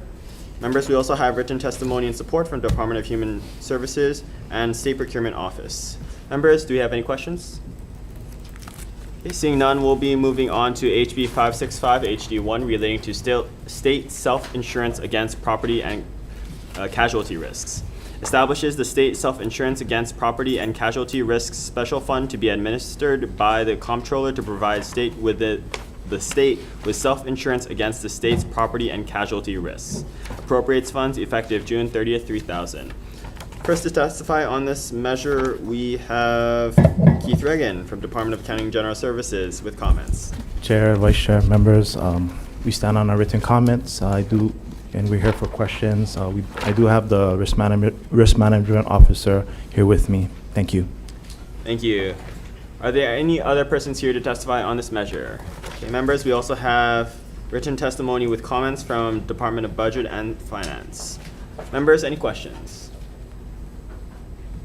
Okay. Seeing none, we'll be moving on to HB 920. Relating to, HB 920 HD1, relating to Hawaii State Building Code, allows the counties to adopt a county building code for single-family dwellings, additional dwellings, duplexes, and non-commercial structures that has an unspecified amount of square feet of living area and is distinct from Hawaii State Building Codes. Sunsets June 30th, 2026, effective June 30th, 3000. First to testify on this measure we have Mitch Roth, Mayor Mitch Roth from County of Hawaii, in support. Aloha, Chair Nakashima, Vice Chair Sayama, and members of the Committee on Consumer Protection. My name is Mitch Roth. I am the Mayor of Hawaii County. What this bill allows us to do is take less restrictive means than the state building code. It actually allows the county councils to adopt less restrictive means than some of our building codes. The reason we put this bill in is because we're finding some of the things that are in the International Building Code, which are adopted every couple of years, may not be for Hawaii, and sometimes they just don't make sense. One of the examples that we're seeing is the requirement of having a engineer sign off on wind speeds over 130 miles an hour. Well, we can see those wind speeds if they fit. The requirement of having an engineer, for example, is an expense that makes building more expensive, and there's about an 8-month wait to get an engineer. We've seen other things like snow loads and things like that that are really not appropriate for Hawaii. And so this just allows the council, when they see fit, to make things a little bit easier for people building and to make some changes. I will note that the other day we did testify on this, and Mr. Glick from the Energy Office talked about the possibility that this bill, the law, already allows them to do this. I had a conversation with Mr. Glick afterwards, and he agreed with me, and you see that there is no testimony from him this time, that the law may allow it, but it may not. It's kind of confusing. So what this bill does is it clarifies when changes can be made. Happy to answer any questions. Thank you. Thank you. Next we have Tim Lyons, Subcontractors Association of Hawaii, in opposition. Thank you, Mr. Chairman, members of the committee. I am Tim Lyons with the Subcontractors Association, and we just want to comment the fact that our members already have a horrible time trying to tell what the building code is, not only in this county, but all the other counties, and trying to get an answer is very, very difficult, particularly a binding one. We think conformity ought to be the overriding factor, and to have 4 different provisions on a specific area of the building code would just drive everybody crazy. Thank you. Thank you. Next, we have Stephanie Sakamoto, Building Industries Association of Hawaii, in support. Seeing that she's not here, are there any other persons here to testify on this measure? Seeing none, members, we have written testimony in support from County Council Maui, and we have written testimony with comments from HPM Building Supply. Members, any questions? Representative Purick, go ahead. Well, this question is for the gentleman who shared in person. Mr. Lyons?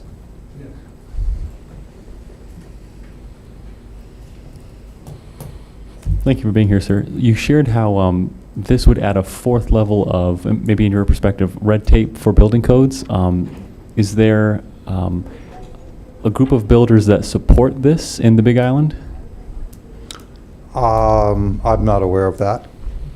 And I don't think it's so much the red tape is the issue, it's just understanding what the code is calling for.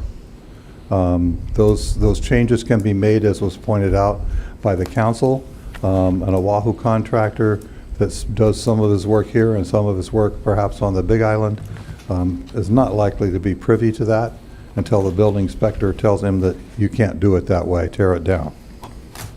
Thank you, sir. May I ask the mayor of the Big Island? Yes, there are several builders on our island who are asking us to make these changes. And, you know, I understand what Mr. Lyons is bringing up. However, the first 2 years, the councils can make changes, and they do make changes. Unfortunately, some of the changes that we didn't make when we adopted 2018 don't make a lot of sense for Hawaii contractors. It makes things a lot more difficult. The codes are different from each island, depending on which they adopt and which they don't adopt. The problem with this, with what the current law is after 2 years, we can't go back and make changes for things that just don't make sense.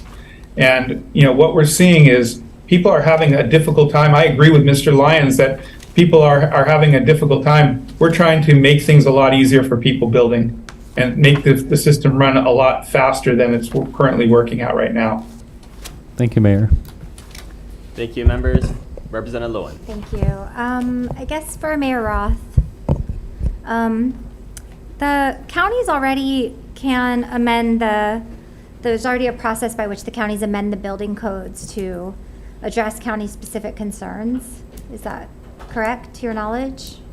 That is correct. However, it's only, the way this law is written, for the first 2 years, you can make those changes. If you don't catch the changes until after 2 years, then you can no longer make those changes.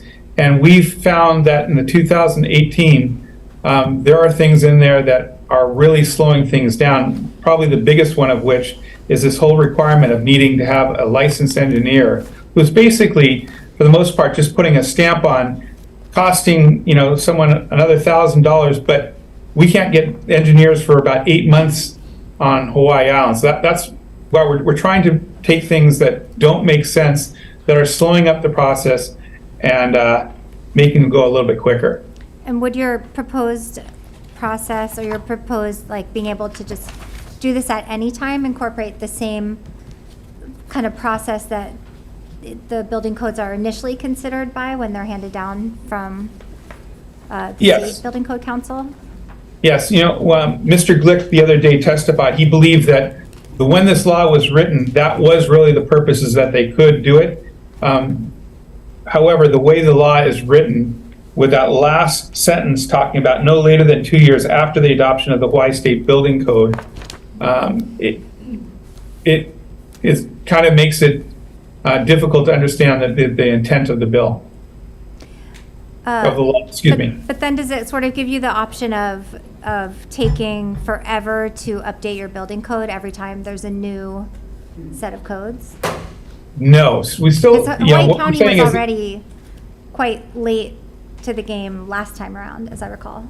that is correct. So the counties would still have 2 years to adopt it, but if you don't adopt it, and it's a great question, Representative Lowen, is that what if you don't adopt it and there's things in there that you really should have adopted and it's causing people to take on extra expenses, which is really interfering with the ability to have affordable housing in Hawaii. Right, well, I guess my concern is just like this is basically giving yourselves zero deadline to adopt building code updates. So I understand you're saying sometimes you don't get everything right and you want to come back to it. I mean, how frequently is a new building code adopted? Is it every 4 years typically? Well, that's a good question. And if you look, every county right now is not on the same building code, international code. So let me just go back to what you're saying. If we do not adopt it within 2 years, then the code becomes the code. Yeah. However, after that 2 year time, if you find things that are making it difficult on builders and making it difficult to have something, you can go back, not to the whole thing, but to the sections that aren't working. So what this allows the councils to do is say, okay, look, we've realized that we've made a mistake here, or this thing that we thought was a good idea really isn't working for us. Let's make some changes to protect and make us, give us the ability to make affordable housing. But I guess, like you say, it's just quote unquote to the things that aren't working, but there's no guardrails around that in the bill language. It's any and everything. And then what would prevent it from being, you know, if a developer just decided they didn't feel like doing additional energy efficiency or whatever the latest building code was, they could just come and say, hey, this isn't working for them. So what has to happen is the council has to go in and take those sections of the code that aren't working, and they have to go through the legislative process and correct the laws. So if a builder doesn't want to do it, it doesn't automatically say you can do this. The council has to adopt a bill or adopt an ordinance to make changes into the code. And we don't expect everything to be changed. It's for those sections of the code that really aren't making sense. Got it. I heard you say that the first time. Just a couple quick questions, just quick answers, because I know the committee is ready to move on. But you said not every county is on the same version of the building code right now or at the same place. I mean, where is Hawaii County compared to other counties? Are we ahead or behind? I think we're the only one on 2018 that has adopted, for example, this whole thing with the wind speeds. So are the other counties on to 2021? I don't think that 2021 is out yet. Okay. I think there's several years. What has to happen is the state building code has a year to adopt. Right, I So know they that. meet like once a month, and then I'm the just counties wondering, have when 2 years after that. you said not every county is in the same place. Where is Hawaii County in terms of that? Are we running behind other counties or ahead? I think we were the first to adopt. And I'm not sure if the other counties have. My understanding is that they don't. My understanding, for example, on this wind speed, they may have, if they did adopt, they may have X'd that out so they don't have to have a Or license. did it just end up that you adopted it because you were so far behind in making amendments at the county level to the last version that a bunch of things got swept in that you would have amended had you kind of been more on top of making the county level amendments? Correct. So we when our administration came in, that process was already on the process. Got it. And then where are the other counties on this? Is it only Hawaii County that really is pushing for this? Because I'm not seeing testimony from any other counties. I think Maui County has testimony in. I think Oahu had testimony in on the last round. Okay. All right. Thanks. Thank you. Thank you, members. Any further questions? Okay, seeing none, we'll be moving on to HB 1326 HD1 relating to the environment. This establishes the Hawaii Zero Waste Initiative to, among other things, manage the state's transition to zero solid waste to the landfill and to incineration. Establishes the Packaging Waste Advisory Council, requires the Department of Health develop an assessment of statewide needs to determine the resources required to reduce packaging waste by 70% from the baseline amount. Establishes a packaging waste reduction and reuse program. Appropriates funds effective June 30th, 3000. First to testify on this measure, we have Luis Salavera, Department of Budget and Finance Kenneth Fink, Department of Health, in support.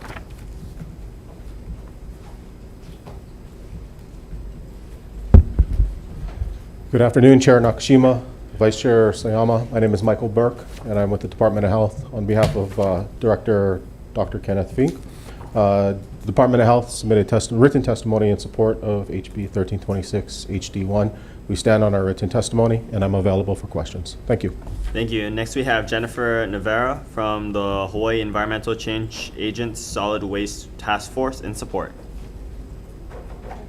Hi, thank you, Chair Nakashima and other members of the committee. Thank you for taking the time to hear this bill. My name is Jennifer Navarra with the Hawaii Environmental Change Agents Solid Waste Task Force. Stand in strong support of this bill. I submitted written testimony showing support from 45 different organizations and small businesses. As we know, we have a huge problem throughout the state with landfill capacity and packaging waste.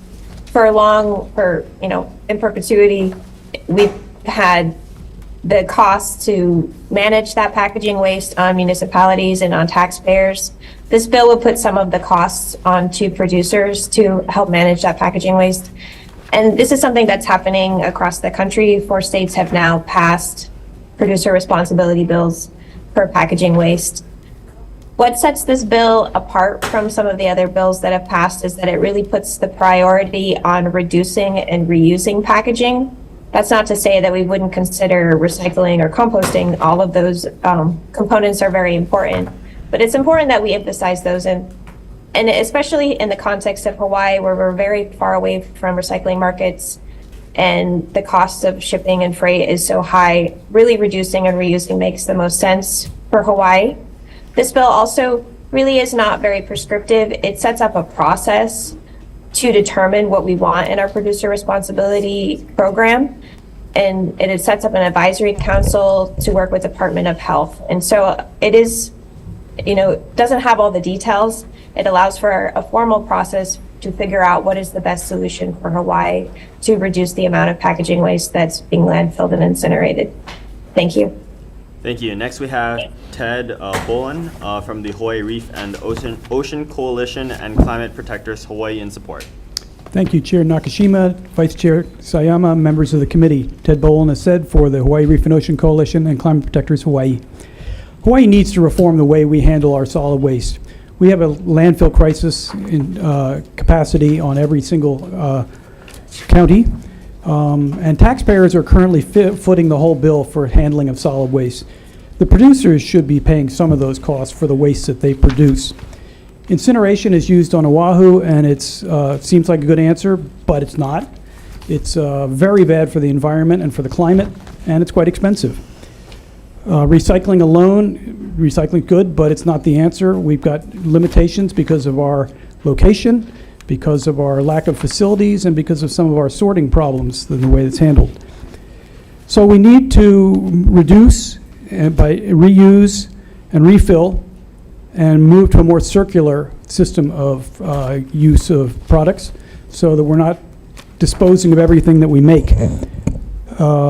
And we need to divert organics from the landfill because of the methane effect of those. I think this bill has a reasonable approach. As the last speaker was saying, it's not prescriptive. We form an advisory council, we get all the stakeholders together, we figure out how to move forward, and then we move forward in a few years. We start with a state and county assessment of the needs. We participate with the producers because they're an important part of the process, and this is going to have trouble moving forward without their participation. So I think this is a much more realistic bill in terms of moving forward. I think it addresses the problems that Hawaii has with its solid waste, and I strongly urge on behalf of Reef and Ocean Coalition and Climate Protectors that you move this bill forward. Thank you for the opportunity to testify, and I'll be happy to answer any questions. Thank you. Thank you. Next we have Tiffany Yajima Mihoko Ito from Wine Institute in opposition.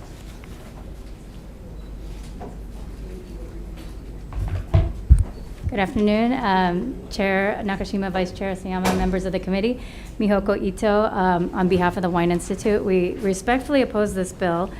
We do believe that a needs assessment is actually a necessary first step in determining how to implement extended producer responsibility bill, and we support the objective of ultimately reducing solid waste and recovering more packaging. We would just note that with respect to this bill, there are not a lot of details on things like analyzing the existing solid waste collection systems, evaluating where the gaps and needs are, and the cost to implement new programs. And it leaves a lot of questions for at least for the wine industry on what implementation would look like and how it would affect existing programs. And finally, we would note that this does remove legislative authority over the development of a program and leaves that to the Department of Health and this new council that would be created. I'm happy to answer any questions. Thank you for the opportunity to testify. Thank you. Next we have Lauren Aguilera from Ameripen in opposition on Zoom. Aloha, Chair Nakashima, Vice Chair Sayama, and members of the committee. Thank you for allowing me to testify today. My name is Lauren Aguilar. I represent Ameripen, which is the American Institute for Packaging and the Environment. So we are an association that represents the entire packaging value chain from consumer brand companies to material suppliers, packaging manufacturers, and end-of-life material managers, and we are a material neutral association. Today, I unfortunately am testifying in opposition to House Bill 1326. In our written testimony, we focus on the need for the expansion of the needs assessment. We would like to see more detail on what the needs assessment should capture in terms of information. Some examples of that would be what the current infrastructure looks like in Hawaii, whether it be recycling, composting, and types of collection opportunities available to consumers currently. What is the need for consumer education, and what funding and actions are needed to get to those reduction goals that are set in the bill? Also in our written testimony, we also describe the importance of having a producer responsibility organization that's going to help the department manage the producers, their obligations, and the funding of the program. Having a PRO has proven successful in traditional extended producer responsibility systems, and we feel that it would be a helpful tool for Hawaii as well. But we did submit written comments that go into more detail. So with that said, thank you so much for allowing me to testify, and I'm here to answer any questions if you have any. Thank you.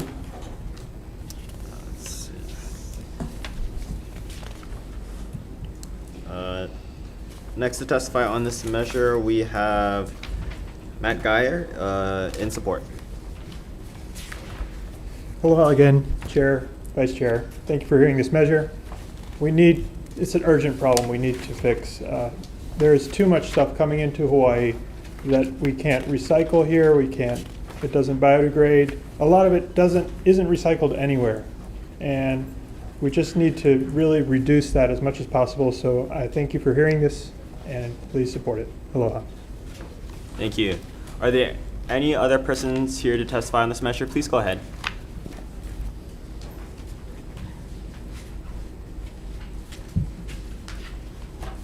Aloha, Chair, Vice Chair, and members of the committee.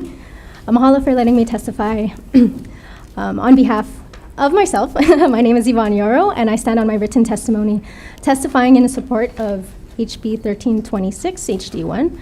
This bill is long overdue, and we're in need of a plan that protects our consumers and absolves them from the sole responsibility of managing the packaging waste tied to the actual goods they want to consume.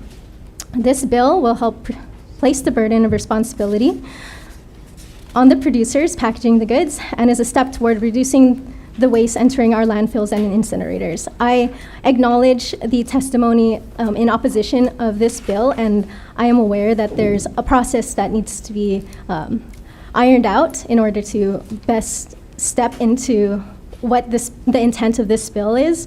And I want to just continue by saying that a few years ago, when I worked with high school students at Nanakuli, we paid a visit to H-Power one summer. While there, I encouraged students to ask any and all questions they had about the facility and their role on the island. It broke my heart hearing them express their concerns about the facilities and their activities operating so close to home. It was even more upsetting to see how our hosts' responses deflated their hopes of H-Power stopping operations anytime soon. Those students and our communities do not deserve to continue feeling the effects of this environmental injustice. And I firmly believe that this bill is one of the many necessary steps in the right direction to addressing those injustices. Our islands are beyond their capacity to house our landfills, and it's time to shift more of the responsibility to the producers to help execute a more feasible solution to addressing our waste issue. Mahalo for your time. Aloha. Thank you. Any other persons here to testify on this measure? Okay, seeing none, members, we have written testimony with comments from the Budget and Finance, written testimony in support from the Hawaii County Department of Environmental Management, Just Zero, Surf Riders Foundation, Hawaii Island Ocean Advocates, Kokua na Aina, Big Island Reef Keepers, Foodware, E-Bikes, Big Island LLC, Zero Waste Kauai, 350 Hawaii, and 32 individuals. We have testimony in opposition from Island Plastics Bags, Inc., the Household and Commercial Products Association, American Beverages Association, Consumer Brands Association, the Toy Association, Hawaii Food Manufacturing Association. Okay, members, are there any questions? Representative Bellotti. Department of Health. Why should the legislature cede to you the authority to establish dates and interim goals by which we achieve 25%, 50%, and 75% reduction? Shouldn't that be a power that we hold and retain for ourselves? I think that's a fair question. I think it's more about the achievability as we get in, especially after we've developed the needs assessment and we start working on implementing the reduction. That gives us a better picture of how achievable the goals are. And so then that way they can be set at that time. So wouldn't it be better if maybe you guys had, through this council, make some recommendations and then provide to the legislatures your findings, and then we make the decision? Because that seems to be a highly politically charged, could be a highly politically charged decision to make. Certainly, I don't think that that would be something we would object to. I know that at the end of the advisory council, and there's a implementation plan development, I think at that point, we recognize that should we need legislative support, should we need new statutes enacted as part of the implementation to achieve those goals, we would have to come to you. That's not stuff that we could do on our own. Okay, but the language here in the HD1 actually takes away the power of the legislature to do that. It gives it to you. For the goals part? Yes. Yeah. And so if it, again, like I said, we're okay if it remains with the legislature. Okay, Yeah. and then secondly, do you folks oppose adding to the stakeholder group? Because I really think that this is an important measure, but the stakeholder group needs to be well-rounded. And so should there be an addition of a producer responsibility organization as suggested by some of the testimony? Well, I think that, producer responsibility organizations are one solution for EPR. It's one type of EPR. And so it could very well be that in the process of developing the needs and having the advisory council pulled together, that is the model that we decide to replicate. I think that, if I'm not mistaken, I think Washington State has a PRO system for some of their waste, to manage some of their waste. And so that could be an avenue, but there might not necessarily be an established PRO for addressing the state's waste, and especially the county's waste, because of each county's unique needs, ahead of time prior to convening the council. And so it would be the producers, right? So we'd be looking at the manufacturers of the packaging, these large companies, that would then be part of forming that, if you will, HUI, the PRO. Okay. If that's a solution. One final question, Chair, sorry. Please go ahead. I understand how we would all want to not see incineration here on the island of Oahu, but it's actually part of our energy generating scheme. So has there been any consultation with City and County of Honolulu that it seems that what you want to actually put this bill will actually put that model out of business? Okay, go ahead. No. And what's been the response? No, we've spoken with them. I think that part of one of the, I wouldn't say issues, but I think as we described, we're working on conducting a study outside of this legislation to do a waste characterization report for us to understand the level of or the types of waste that are coming in, or going to the landfills. And this isn't just here on Oahu, but throughout the state. And so while we recognize that packaging waste is an issue, and it's pretty easy to see just by virtue of going to the store, we don't know exactly how much of the waste that's going to H Power, for example, is packaging waste. And so, but I do think that all of our goals, as has been defined with regards to waste diversion, it always excluded incineration. Incineration was the last resort, and it's equated almost to landfilling. And so I think that there is an understanding that at some point we're going to have to move from incineration. And so we don't think that this bill in and of itself and implementing this bill is going to totally wipe them out yet. Okay, and then what is the time, sorry, since you mentioned it, what is the timeline for this independent DOH study to be completed that you just mentioned? We're applying through the US EPA's Solid Waste Infrastructure Grant Program, the SWIFR grant, and so we should be receiving word of award sometime this summer, and then, or at least the dollar amount. We expect, it's a non-competitive grant for states, and so we'll get some money. And the expectation is that we'll be awarded those funds at the start of the federal fiscal year, October 1st. And so once we get the award package and the funds, we're going to put it out to bid and move forward with the waste characterization. And then the timeline, the estimated Well, completion? According to your written testimony, it says 2025 for completion of that independent study. Yeah, I mean, it's going to take us, somewhere about 6 to 8 months to RFP contract. I mean, we're a government agency, and so we gotta, make sure everything is nailed down. And once we get the contract in place, we think that it'll take about a year to conduct a study. We want to make sure that we get a longitudinal study so that we're not just capturing what's going into the waste or into the landfills, for example, during summer, when maybe at Christmas time or just after Christmas, that's when a lot of stuff is going in, right? And so we want to try to capture, at least a whole year. And the idea is this is a statewide study, particularly because, for example, on the Big Island, the county of Hawaii, they haven't done municipal solid waste studies or waste characterization since I think 2008. And so it's somewhat to help them out as well. Thank you. Mm-hmm. Thank you, Chair. Representative Lowen? Sure, thank you. And just to clarify, I mean, I guess part of the reason, like as you mentioned, it would just take time to figure out what those goals would be.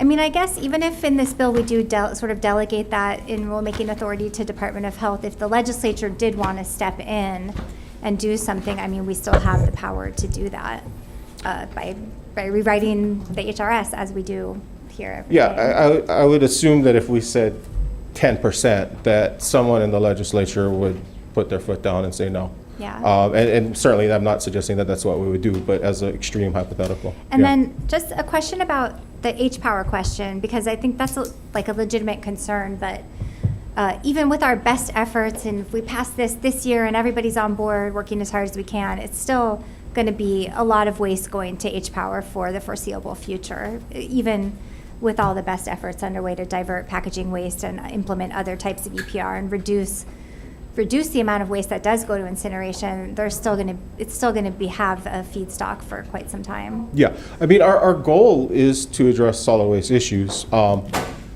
but we also recognize that there are potential unintended consequences, right? And that's what we want to avoid. And I think that we saw that perhaps recently with, the cessation of the coal-fired plant, and we don't, want to replicate that every couple of years. That would just be really terrible. And so, trying to figure out those off-ramps so that we can achieve our solid waste goals, at the same time make sure that, we're not providing undue impact on the community is certainly our priority. Yeah. And then just since we had this conversation in another committee this morning, I mean, just on the question of the sustainability of the waste to energy question, how many, and I know you know the answer because we just talked about it, how many tons per day of ash from H-Power goes to the landfill? So on an annual basis, it's 150,000 tons a year that gets dumped of ash. So this is after everything's been incinerated, gets dumped into Waimanalo Gulch from H-Power. That equates to approximately 411 tons a day. 411 tons a day. Yes. And then that contributes, I think, to the toxic leachate that is produced by the landfill. I think it's something like 10,000, just short of 10,000 gallons a day of leachate. I would have to get back to you on that, but yes, one of the issues obviously is that, if you're incinerating, for example, electronics, you end up with cadmium and lithium and other heavy metals that still remain in the ash, and then that gets disposed of at the landfill. And then the landfill is sited over the aquifer, so it's just the lining of the landfill that prevents it from leaching into the getting into the groundwater. groundwater. Yeah. So the landfill is not an awesome solution, even if, for anything, including ash. Yeah, and I think that's a good thing about EPR just in general is that, one of the concerns always is that there's a cost up front on the product, but sometimes we don't necessarily think that on the back end, as if we're paying property taxes, for example, depending on what county we live, we're paying for this with either, running out of space for landfills. Now we don't know where we're going to put our next landfill for Oahu. Kauai certainly has problems, I think, with running out of space and figuring out how to address, their landfill in Kekaha. And so all in all, I think that, there's a cost. There's going to be a cost, and we're going to have to pay. It's just whether we pay in front or in the back. All right, thank you. Members, are there any other questions? Okay, actually, I do have a question for the Department of Health. In your written testimony, you noted a state integrated solid waste management plan that you've contracted in October of 2022 that's scheduled to be completed in 2024. Does this plan or study include an EPR policy and regulation? Yes, sir. We identified 8 solid waste topics of concern, and for each of them, we're assembling a task force, actually. And so the task force will be working with I'm so excited about this. They're working with our contractor to evaluate how other states are managing their waste. So it's a comparative analysis with other states. They're looking at our statutes. But they're also, as for each of those 8 topics, they're also looking at EPR programs nationally to see what, for example, like paint there are national paint EPR, where there are programs to address paint using EPR that other states are implementing. And so they're looking at those types of programs as well for those solid waste topics. And to clarify, this task force you mentioned, that's the Hawaii Environmental Change Agents Solid Waste Task Force? No. Okay. Yeah. What task force are you referencing? So what we're assembling are the task. So as part of the state updating its integrated solid waste management plan, we are required to convene a task force. Okay. And so that task force would be members from the 4 counties. I believe that we're reaching out to our partners in the legislature, both at the EEP in the House as well as AEN in the Senate. So my question would be then, how would this advisory council being proposed in this legislation be different from that task force that's being conducted now? What we're doing right now is specifically for our integrated solid waste management plan. So it's a lot more broader. Okay. Whereas the advisory council is specifically, as part of this legislation, is specifically for packaging waste. Okay. And so I think that the ability to get a little bit deeper and more in depth would be beneficial. Do you believe does the department believe that maybe we should wait for to implement legislation on EPR program? We wait until this plan is completed, be it the ISWM plan or the statewide waste characterization study. I think we can do it sequentially. I think that should this bill pass, I think that the timelines that are proposed here are doable. I'm confident in our staff and our program that it's doable. Thank Yes. you. No further questions. Members, any other questions? Seeing none, we'll be moving on. Let's see here. To HB 197, HD1, relating to climate change mitigation. Requires the Department of Health to establish refrigerant management program to reduce emissions of high global warming potential refrigerants and any refrigerant that is an ozone depleting substance from stationary, commercial, and industrial refrigeration systems and air conditioning systems, and adopt rules for the regulation of the use of such refrigerants. Requires the State Building Code Council to establish codes and standards consistent with the goal of reducing greenhouse gas emissions associated with hydrofluorocarbons when updating the state building code. Specifies that no law, rule, ordinance, or code, including the state building code, shall prohibit or limit the use of a refrigerant deemed acceptable under federal law. Appropriates funds effective July 1st, 2000. First to testify on this measure, we have Kenneth Fink from Department of Health and Support.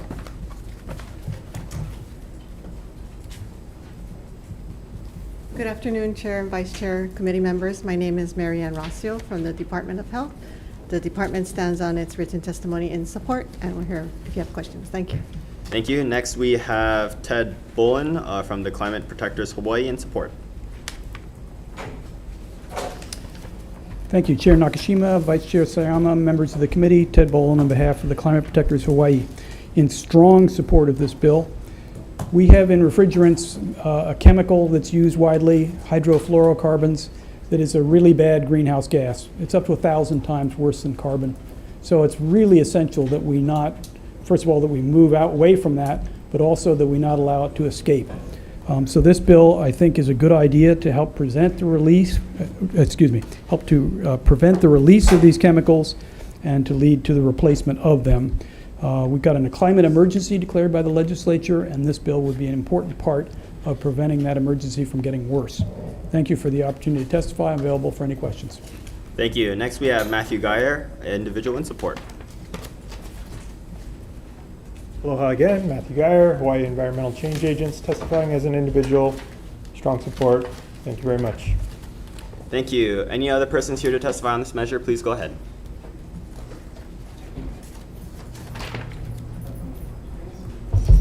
Aloha, Chair, Vice Chair, and the committee. Angela Melody Young testifying in strong support. So this measure addresses greenhouse gas emissions and environmental health effects.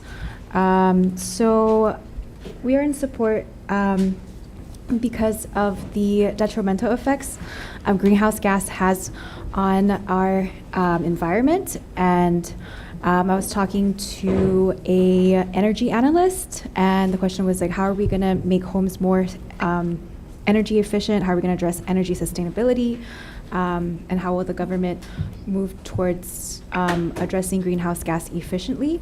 There was talk about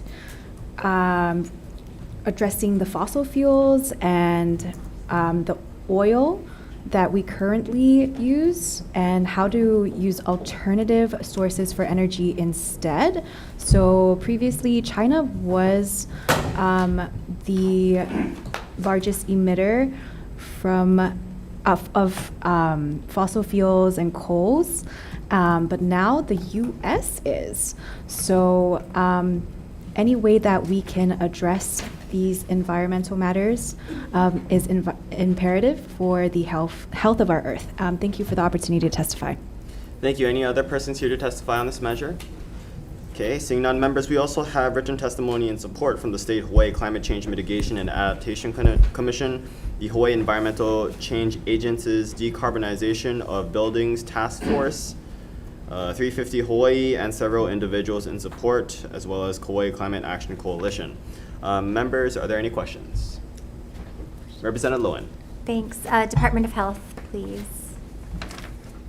Can you just explain, in case anyone gets the wrong impression, how this is actually due to changes in federal regulation that are coming, and how this is sort of facilitating compliance with that? Sure. So the federal government is actually has proposed and is developing rules for hydrofluorocarbons. So they'll be looking at import, manufacture, and phasing down the hydrofluorocarbons. They're looking at 85% reduction over the next 15 years. But it's important for us to manage during that transition, looking at in-use hydrofluorocarbons that have very high global warming potentials. So we want to use this refrigerant management program to do registration, leak inspection, leak repair, and really manage so that we don't have excessive leakage of hydrofluorocarbons in Hawaii. Also, it would give local on-site or on our islands compliance where, for the federal government to do compliance, it's harder when they're not on island. And so this program would complement and align with the federal regulations that are in place and coming down the line, and work together to have a more efficient and effective program. Great, thank you. Okay, no further questions? Representative Bellotti. So can I follow up on that? What is the timeline for these development of the rules by the EPA? So EPA proposed, they're developing several rules. The most recent one was proposed in December of last year. The public comment period ended, I believe, at the end of January. And so now they're reviewing the comments. And I believe they have a 2-year time period from the time they approve petitions to create these rules. So that's kind of that time frame. And then is there typically like a second review or any type of follow-up if this is a complicated nationwide mandate that's looking? You mean for EPA or? I believe, I'm not certain, but I believe it goes through public comment, public review. EPA takes that, and I think they develop their rules and announce them. Okay, and then in terms of like the kind of refrigerant systems that we're talking about that might be impacted, can you tell me like where we might see some of the our industries affected by this type of regulation? Sure. So for the refrigerant management program we're looking at, we kind of did a survey and we reached out and we've got a rough estimate of about 250 facilities in Hawaii that would be considered kind of large refrigeration systems, including your like Costco's or your supermarkets. And we're trying to look, Does it impact hospitals? I'm not sure if they would be large enough as far as refrigerant they use. I don't have the list with me now of who's on it. But we try to focus in on where we could get the best return on investment as far as, focusing on the large sources that have higher leakage rates. Would it be possible to provide that list and affected facilities? Because I think this is, again, regulation that could have large impact, and we don't know what industries might be affected. Sure. So I think that's a really important thing for us to know and understand. Sure. Thank you. So please send us that list once you have time. Thank you. Sure. Yes, please. Yeah, for Department of Health. Does this affect air conditioning systems? The leak program, there's kind of two components. One is the leak program where you have to register, you do leak inspections. We're looking at refrigeration systems for that because they have a much higher leakage rate than air conditioning systems. So that's our focus for best return on investment. However, the service practices portion where that would apply to both air conditioning and refrigeration. So as part of this identification of facilities, are you looking at large air-conditioned buildings? So we're looking at, for the leak portion, we would look for the largest sources. We're looking at refrigeration because they have a much higher leakage rate than air conditioning. So their leakage rate can go anywhere up to 33-35%, whereas air conditioning is more about 1 to 5%. So our focus is kind of on the refrigeration side for the leak repair, leak inspection, registration.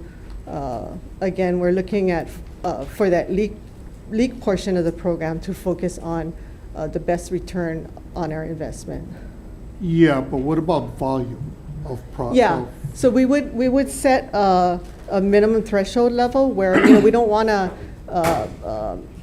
impact all the small businesses, or that's not our intent. We're looking for the largest sources that have high leak rates. So yeah, to answer your question. I know, but I mean, air conditioning systems have high volume, right? The chemicals. Yes, they could have. So one leak could amount to a significant amount of product being leaked into the environment or into the facility. Again, I guess refrigeration systems have a much higher leak rate than air conditioning, 33 to 35% versus 1 to 5%.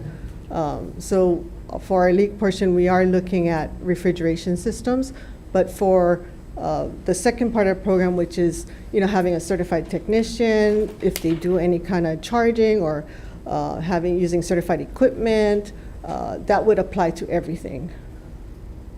Okay. Please go ahead. I just want to point out, the bill actually says refrigeration systems and air conditioning systems. So you're not limiting yourself. And in fact, air conditioning systems means any stationary air conditioning equipment. Correct. There are many, many facilities that have air conditioning system, public schools, Correct. hospitals. This could be a impactful, meaningful, but in very impactful, financially impactful kind of regulatory program we're going to be imposing. Just my notes. Thank you. Thank you. Members, any other questions? Representative Lowen. Department of Health.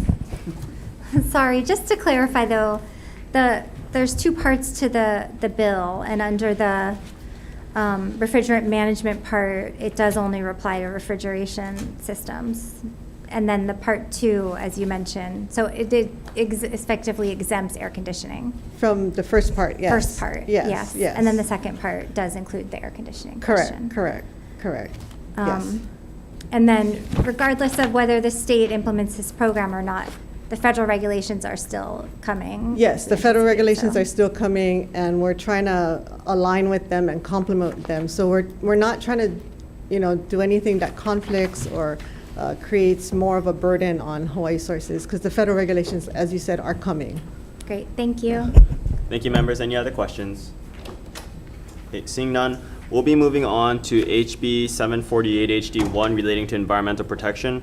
Beginning December 31st, 2026, prohibits the manufacture, sale, offer, or for sale, distribution for sale, and distribution for use of any food packaging, food service, ware, cosmetic, or personal care product that contains perfluoroalkyl and polyfluoroalkyl substances, with certain exceptions, effective June 30th, 2000.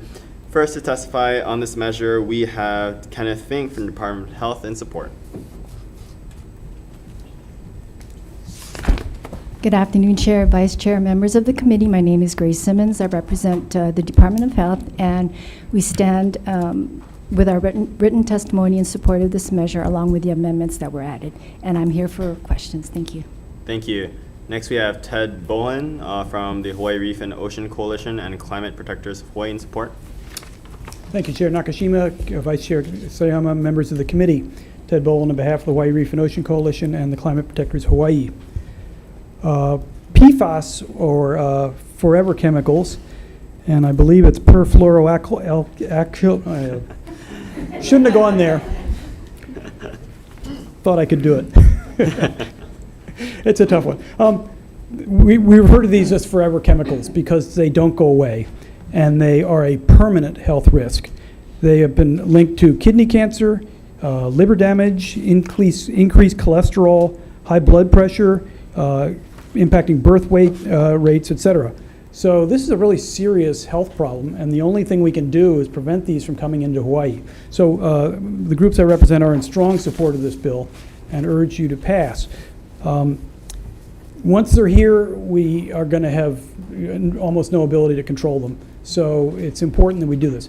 If there's a problem in terms of some packaging, feeling that they are not properly included in this, perhaps the committee, if that's a concern, you could have them petition for some kind of exemption.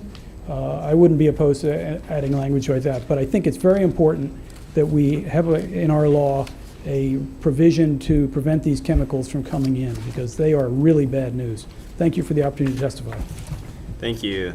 Next, we have Dave Mullenix, Our Revolution Hawaii, in support on Zoom. Not present? Okay.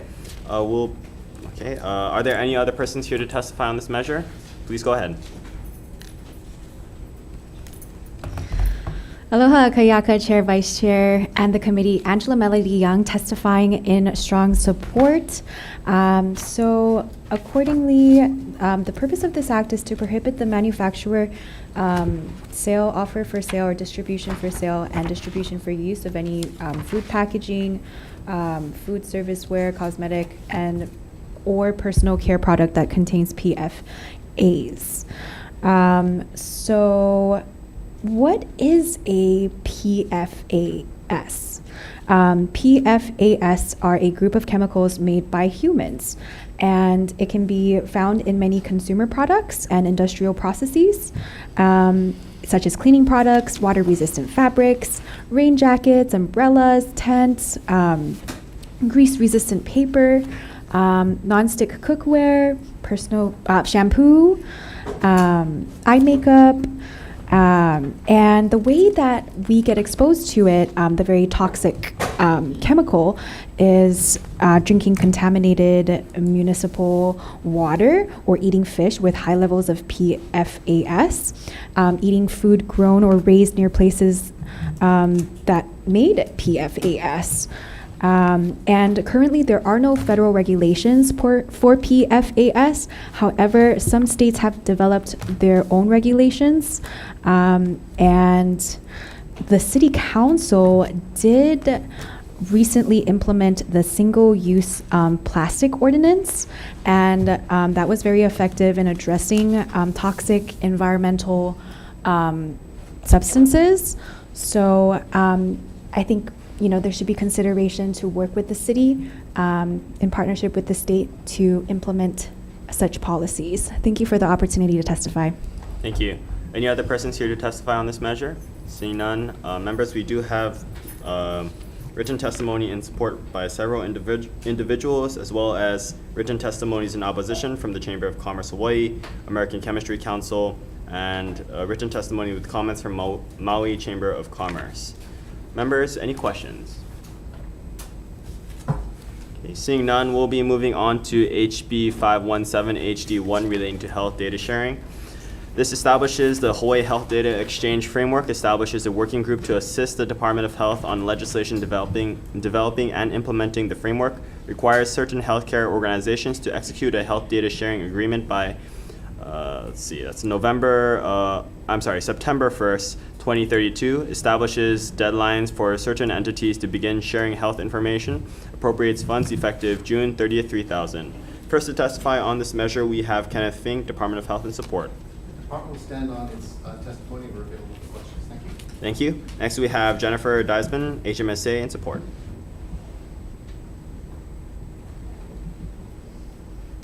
Good afternoon, Chair, Vice Chair, members of the committee. Thank you for the opportunity.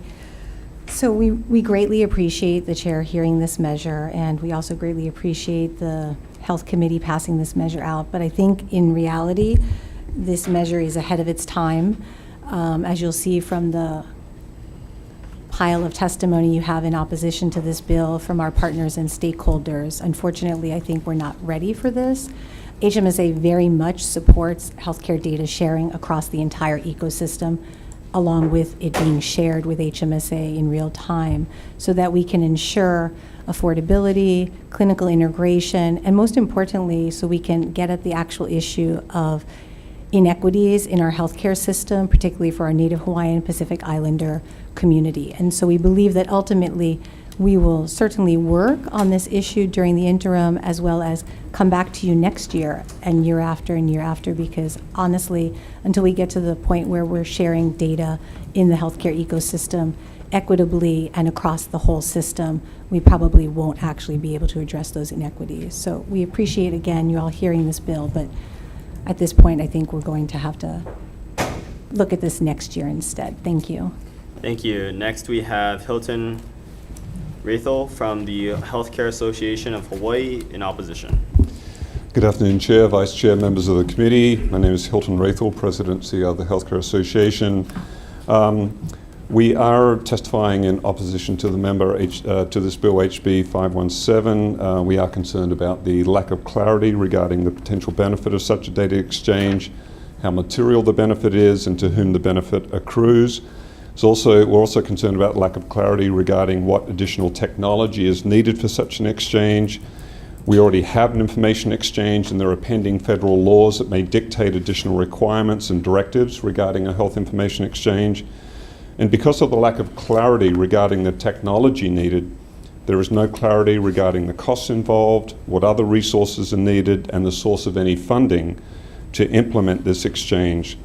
We are supportive of continued discussion about data sharing. Thank you. Thank you. Next, we have James Lin from Hawaii Pacific Health in opposition.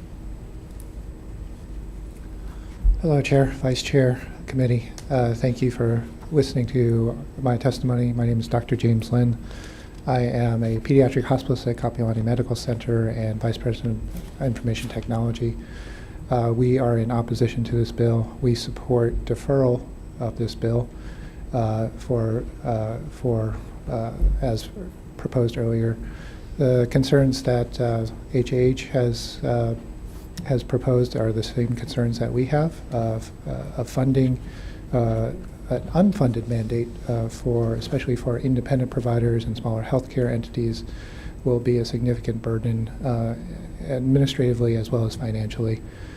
Secondly, there is duplication with our state designated Hawaii Health Information Exchange entity, which is already exchanging real-time information across our healthcare community. It's not a matter of wanting to participate or needing a mandate to participate among the healthcare community. It really comes down to the technological expertise and the funding that would be required to support the technology for a real-time exchange, as we all do support. Lastly, as mentioned, there are regulatory and national requirements that are continuing to evolve and are active this year. The CURE's final rule, which some of you may have been familiar with by seeing your physician's notes, test results, etc.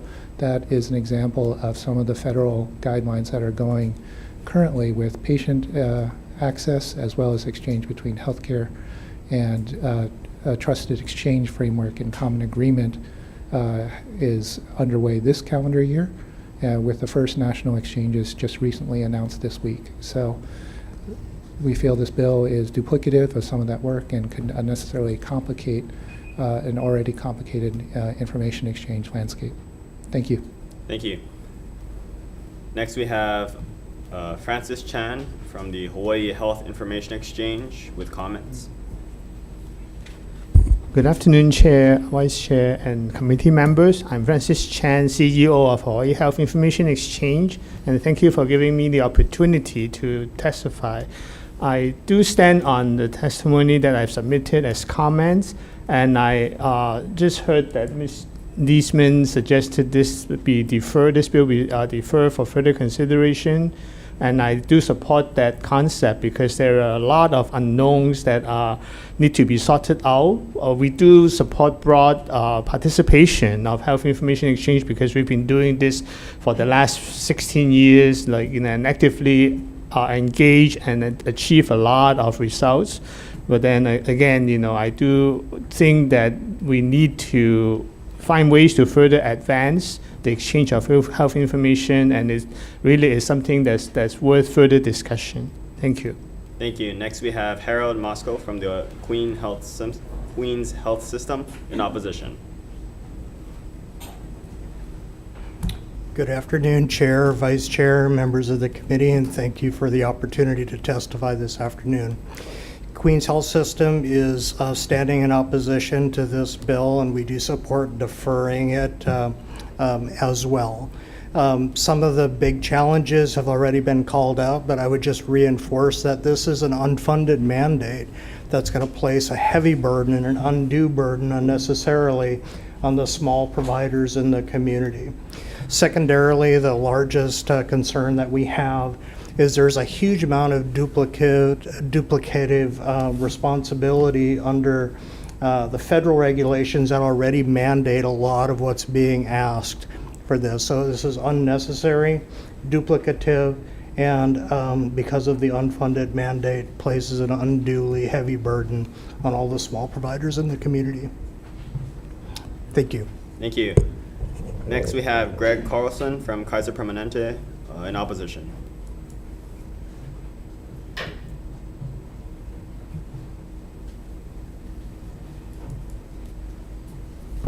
Good afternoon, Chair, Vice Chair, and committee members.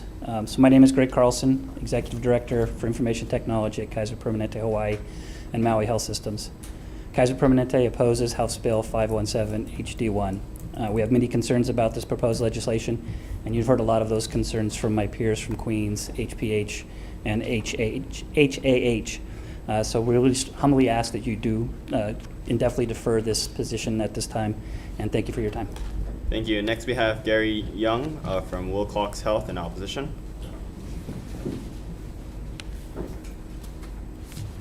Good afternoon, Chair, Vice Chair. Mike Robinson on behalf of Dr. Jerry Young with Wilcox Health on the island of Kauai. We also ask that this bill be indefinitely deferred. We also ask that if this bill does come up in subsequent session, that if it is truly, sincerely interested in getting a broader input on social determinants of health, that the people that are on a task force of any sort come with those voices. This is a much bigger issue that should be discussed larger than what acute care hospitals and a large insurer should be discussing. We need to be a lot more inclusive because the impacts of this bill are far-reaching. This bill is an unfunded mandate. There's no doubt about this. If you look at this bill, it's a wholesale adoption of what was done in California. California had a $250 million appropriation to support this effort, to provide technical support, to support independent providers.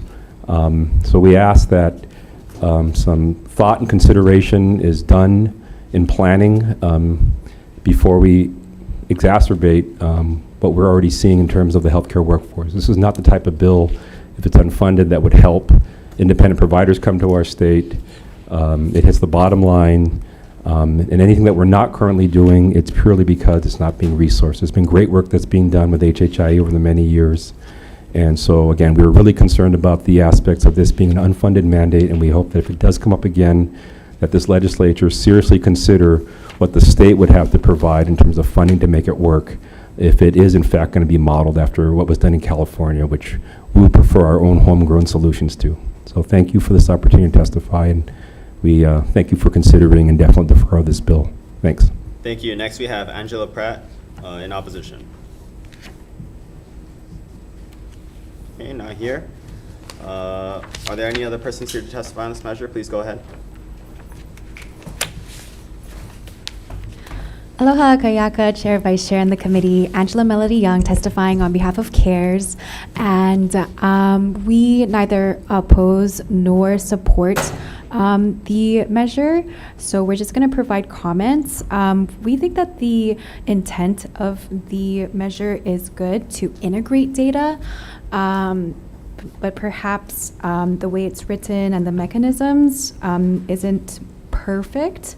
So you know, we do ask if there could be consideration of, you know, perhaps working with the city, because they do have an Office of Economic Revitalization, and then someone who is working with OER from Purple Maya, the coding company, specializes in apps and APPs. So that could be a piece to the puzzle. Thank you for the opportunity to testify. Thank you. Are there any other persons here to testify on this measure? Seeing none, members, we have testimony with comments from the State Procurement Office, as well as the Hawaii Medical Association and Ahahui o na Kauko, Association of Native Hawaiian Physicians, as well as written testimony in opposition from Ohana Pacific Health, Legacy Hilo Rehab Nursing, Aloha Nursing Rehab, Garden Owls Rehab Nursing, and Pro Nursing Facility, Hawaii Academy of Family Physicians, Pu'uvai o Makaha, Ohana Pacific Health, and 2 individuals, and 1 written testimony in support from Polo Chinese Homes. Members, are there any questions?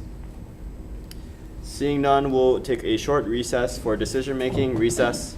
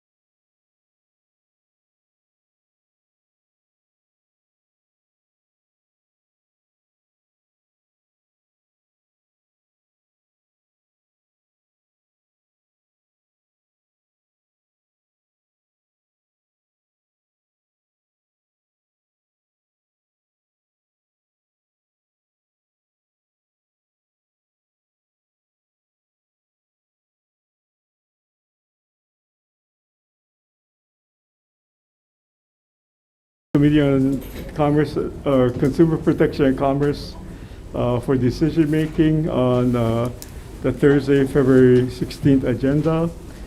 First bill, House Bill 1250, House Draft 1, related to Mamaki Tea. Chair's recommendation to pass this out as is. Members' questions or comments? Seeing none, Vice Chair, unamended. Chair, voting on HB 1250 HD1, Chair's recommendation is to pass as is. Chair, Vice Chair vote aye. Representative Amato? Aye. Representative Belatti? Aye. Representative Hashem? Aye. Representative Hussey Burdick? Aye. Representative Gates? Excused. Representative Lowen? Aye.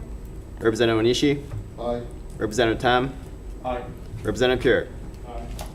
Thank you, Chair. Your recommendation is adopted. Okay, thank you very much, members. House Bill 1348, House Draft 1, related to the labeling of macadamia nuts. Chair's recommendation is that we pass this bill as is. Members, any questions or comments? Chair? Representative Onishi. Yeah, based on the testimony and the questions answered when we heard this bill, I cannot support the idea that we, as a legislature, are going to be banning companies that exist for possibly decades to now not be able to use their probably copyrighted name, such as Mauna Loa Macnut, maybe Hawaiian Host, maybe even Big Island Candies, which is a Big Island company that does macadamia nut-based products. And based upon their name, it doesn't make sense. I can see that we require that if there is macadamia nuts, that we require that they have to put the origin on the labeling, but to create an offense because of their name, that makes no sense, that the legislature is now going to start legislating companies' names. I think it's wholly inappropriate, and I'm voting no on this measure. Okay, thank you very much. Members, any questions or comments? Brief comment. Representative Lowen. Thank you for passing this. I'm in strong support of this because I support Hawaii's farmers and protecting Hawaii's brand so that products that are marketed as being from Hawaii are actually from Hawaii. Thank you. Okay, thank you. Members, any other questions or comments? Okay, seeing none, recommendation is as is, unamended. Vice Chair. Voting on HB 1348 HD1, Chair's recommendation is to pass as is, noting the presence of all members and the no vote from Representative Onishi. Do any members vote no? Any members voting with reservations? Reservations from Representative Belatti. Any other members? Thank you, Chair. Your recommendation is adopted. Okay, thank you very much.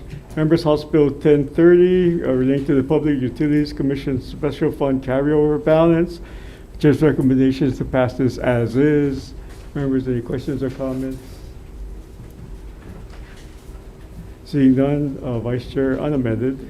Voting on HB 1030, Chair's recommendation is to pass as is, noting the presence of all members. Do any members vote no? Do any members vote with reservations? Thank you, Chair. Your recommendation is adopted. Thank you very much. House Bill 521 relating to raw milk. Chair's recommendation is to pass this as is. Members, any questions or comments? Chair? Representative Onishi. The organizations that we charged in Hawaii to protect the public health are saying that this is a bad bill, that it would lead to the potential of us hurting the public. This bill has come up year after year, and it continues to have hearings despite the fact that we have continually not moved this bill. I don't understand why we are, with all the other issues that have been coming up regarding public health, why we would be looking to move a bill that we already know has a potential for public harm. So with that, I'm voting no on this bill. Okay, thank you very much. Members, any other questions or comments? Seeing none, Vice Chair, as is. Voting on HB 521, Chair's recommendation is to pass as is, noting the presence of all members and the, sorry, was it a no vote from Representative Onishi? Yes. Thank you. Noting the no vote from Representative Onishi, do any other members vote no? Any members voting with reservations? Representative Tam with reservations. Any other members? Thank you, Chair. Your recommendation is adopted. Okay, thank you very much, members. House Bill 346, House Draft 1, related to electric vehicle charging infrastructure. Chair's recommendation is to pass this as is. Members, any questions or comments? Seeing none, Vice Chair, as unamended. Voting on HB 346 HD1, Chair's recommendation is to pass as is, noting the presence of all members. Any members voting no? Any members voting with reservations? Thank you, Chair. Your recommendation is adopted. Thank you very much. House Bill 933, House Draft 1, related to telecommunications access for individuals with print disabilities. Chair's recommendation is that we pass this as is. Members, any questions or comments? This is for 346? 933. Okay, never mind. Sorry. Okay. Okay, if not, unamended, Vice Chair. Voting on HB 933 HD1, Chair's recommendation is to pass as is, noting the presence of all members. Any members voting no? Any members voting with reservations? Thank you, Chair. Your recommendation is adopted. Thank you very much. House Bill 1408, House Draft 1, relating to digital equity. I'd like to incorporate charter communication amendments into this measure. Members, any questions or comments? Seeing none, Vice Chair, as amended. Voting on HB 1408 HD1, Chair's recommendation is to pass with amendments, noting the presence of all members. Any members voting no? Any members voting with reservations? Thank you, Chair. Your recommendation is adopted. Thank you very much. House Bill 963, House Draft 1, relating to broadband. Chair's recommendation is to pass this unamended. Members, any questions or comments? Seeing none, Vice Chair, unamended. Voting on HB 963 HD1, Chair's recommendation is to pass as is, noting the presence of all members. Do any members vote no? Any members voting with reservations? Thank you, Chair. Your recommendation is adopted. Thank you very much. House Bill 1082, House Draft 1, related to medical cannabis. Chair's recommendation is that we incorporate the AG's amendments and other technical amendments needed for clarity, consistency, and style. Members, any questions or comments? Seeing none, Vice Chair, as amended. Voting on HB 1082 HD1, Chair's recommendation is to pass with amendments, noting the presence of all members. Any members voting no?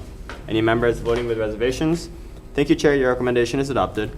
Okay, thank you. House Bill 1245, House Draft 1, relating to ambulances. Chair's recommendation, pass this as is. Members, any questions or comments? Seeing none, Vice Chair, unamended. Voting on HB 1245 HD1, Chair's recommendation is to pass as is, noting the presence of all members. Do any members vote no? Any members voting with reservations? Thank you, Chair. Your recommendation is adopted. Okay. House Bill 907, House Draft 1, relating to telehealth. Chair's recommendation is we pass this with the AG's amendments. Members, any questions or comments? Seeing none, Vice Chair, as amended. Voting on HB 907 HD1, Chair's recommendation is to pass with amendments, noting the presence of all members. Any members voting no? Any members voting with reservations? Thank you, Chair. Your recommendation is adopted. Thank you very much. House Bill 381, House Draft 1, related to condominiums. Chair's recommendation is to pass this as is. Oh, I'm sorry, technical amendments needed for clarity, consistency, and style. So with an amendment. Members, any questions or comments? Seeing none, Vice Chair, as amended. Voting on HB 381 HD1, Chair's recommendation is to pass with amendments. Knowing the presence of all members, any members voting no? I'll be voting no. Okay, Representative Amato voting no. Any other members voting no? Any members with reservations? Thank you, Chair. Your recommendation is adopted. Thank you very much. House Bill 1121, House Draft 1, relate to leasehold conversion. Chair's recommendation is to pass this unamended. Members, any questions or comments? Seeing none, Vice Chair, unamended. Voting on HB 1121 HD1, Chair's recommendation is to pass as is. Noting the presence of all members, any members voting no? Any members voting with reservations? Thank you, Chair. Your recommendation is adopted. Thank you very much.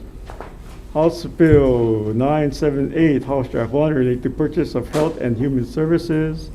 Chair's recommendation is to pass this unamended. Members, any questions or comments?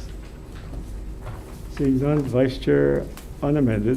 Voting on HB 978 HD1, Chair's recommendation is to pass as is, noting the presence of all members. Any members voting no? Any members voting with reservations? Thank you, Chair. Your recommendation is adopted. Thank you very much, members. House Bill 977, House Draft 1, relate to purchase of health and human services. Chair's recommendation is to pass this unamended. Members, any questions or comments? Seeing none, Vice Chair, unamended. Voting on HB 977 HD1, Chair's recommendation is to pass as is, noting the presence of all members. Any members voting no? Any members voting with reservations? Thank you, Chair. Your recommendation is adopted. Thank you very much. House Bill 565, House Draft 1, relate to state self-insurance against property and casualty risks. Chair's recommendation is that we pass this as is. Members, any questions or comments? Seeing none, Vice Chair, unamended. Voting on HB 565 HD1, Chair's recommendation is to pass as is, noting the presence of all members. Any members voting no? Any members voting with reservations? With reservations. Reservations by Representative Amato. Any other members voting reservations? Thank you, Chair. Your recommendation is adopted. Okay, thank you very much, members. House Bill 920, House Draft 1, related to the Hawaii State Building Code. Chair's recommendation is to pass this unamended. Members, any questions or comments? Quick comment. Representative Lowen. Thanks. I'm going to vote with reservations. I just worry that this is going to be an excuse for Hawaii County to further delay doing what's already required of them under law, which is adapting the building codes, updated building codes as they are handed down. They have a time frame to do that already, and I don't know that I've seen any real evidence that this specific issue is what's getting in the way of housing. So, reservations. Thank you. Okay, thank you very much. Members, any other reservations or comments? I'll also be voting with reservations, Chair. Okay, thank you. Anyone else? Okay, seeing none, Vice Chair, unamended. Voting on HB 920 HD1, Chair's recommendation is to pass as is, noting the presence of all members, and then votes with reservations from Representative Amato and Lowen. Are there any members voting no? Any members voting with reservations? Reservations, Representative Onishi. Any other members? Thank you, Chair. Your recommendation is adopted. Okay, thank you very much. House Bill 1326, House Draft 1, relating to the environment. Chair's recommendation is that we pass this as is. Members, any questions or comments? I have comments. Representative Beladi. I'm going to be voting with reservations. I think that it's very troublesome to delegate to the department the huge policy questions about goal setting by years. It's not something that we should concede to the department. Thank you. Okay, thank you very much. Members, any other questions or comments? Just want to thank the Chair. Representative Lowen. Sorry, thank you. I just want to thank the Chair for moving this forward. I know we need to continue to work on it, but appreciate the opportunity. Okay, thank you very much. Members, any other questions or comments? Seeing none, Vice Chair, unamended. Voting on HB 1326 HD1, Chair's recommendation is to pass as is, noting the presence of all members and the vote with reservations from Representative Beladi. Any members voting no? Any members voting with reservations? Reservations, Representative Onishi. Any other members voting with reservations? Thank you, Chair. Your recommendation is adopted. Thank you very much. House Bill 197, House Draft 1, related to climate change mitigation. Chair's recommendation is to pass this as is. Members, any questions or comments? Seeing none, Vice Chair unamended. Voting on HB 197 HD1, Chair's recommendation is to pass as is, noting the presence of all members. Do any members vote no? Any members voting with reservations? Thank you, Chair. Your recommendation is adopted. Okay, thank you very much. House Bill 748, House Draft 1. Pass this out as is. Members, any questions or comments? Oh, I'm sorry. With amendments, technical amendments need for clarity, consistency, and style. So, with amendments, members, any questions or comments? Seeing none, Vice Chair, as amended. Voting on HB 748 HD1, Chair's recommendation is to pass with amendments, noting the presence of all members. Any members voting no? Any members voting with reservations? Thank you, Chair. Your recommendation is adopted. Okay, thank you very much. House Bill 517, House Draft 1, related to health sharing. Based on the testimony we received, Chair's recommendation is that we defer this measure. And finally, from a previously heard on February 9th, 2023, a reconsideration of House Bill 24, House Draft 1, related to water common carriers. Chair's recommendation to pass this out as is. Members, any questions or comments? Seeing none, Vice Chair, unamended. Voting on HB 24 HD1, Chair's recommendation is to pass as is, noting the presence of all members. Any members voting no? Any members voting with reservations? With reservations. Reservations by Representative Amato and Representative Lowen. Representative Hussey Burdick also voting with reservations. Any other members? Thank you, Chair. Your recommendation is adopted. Okay, thank you very much, members. We are adjourned.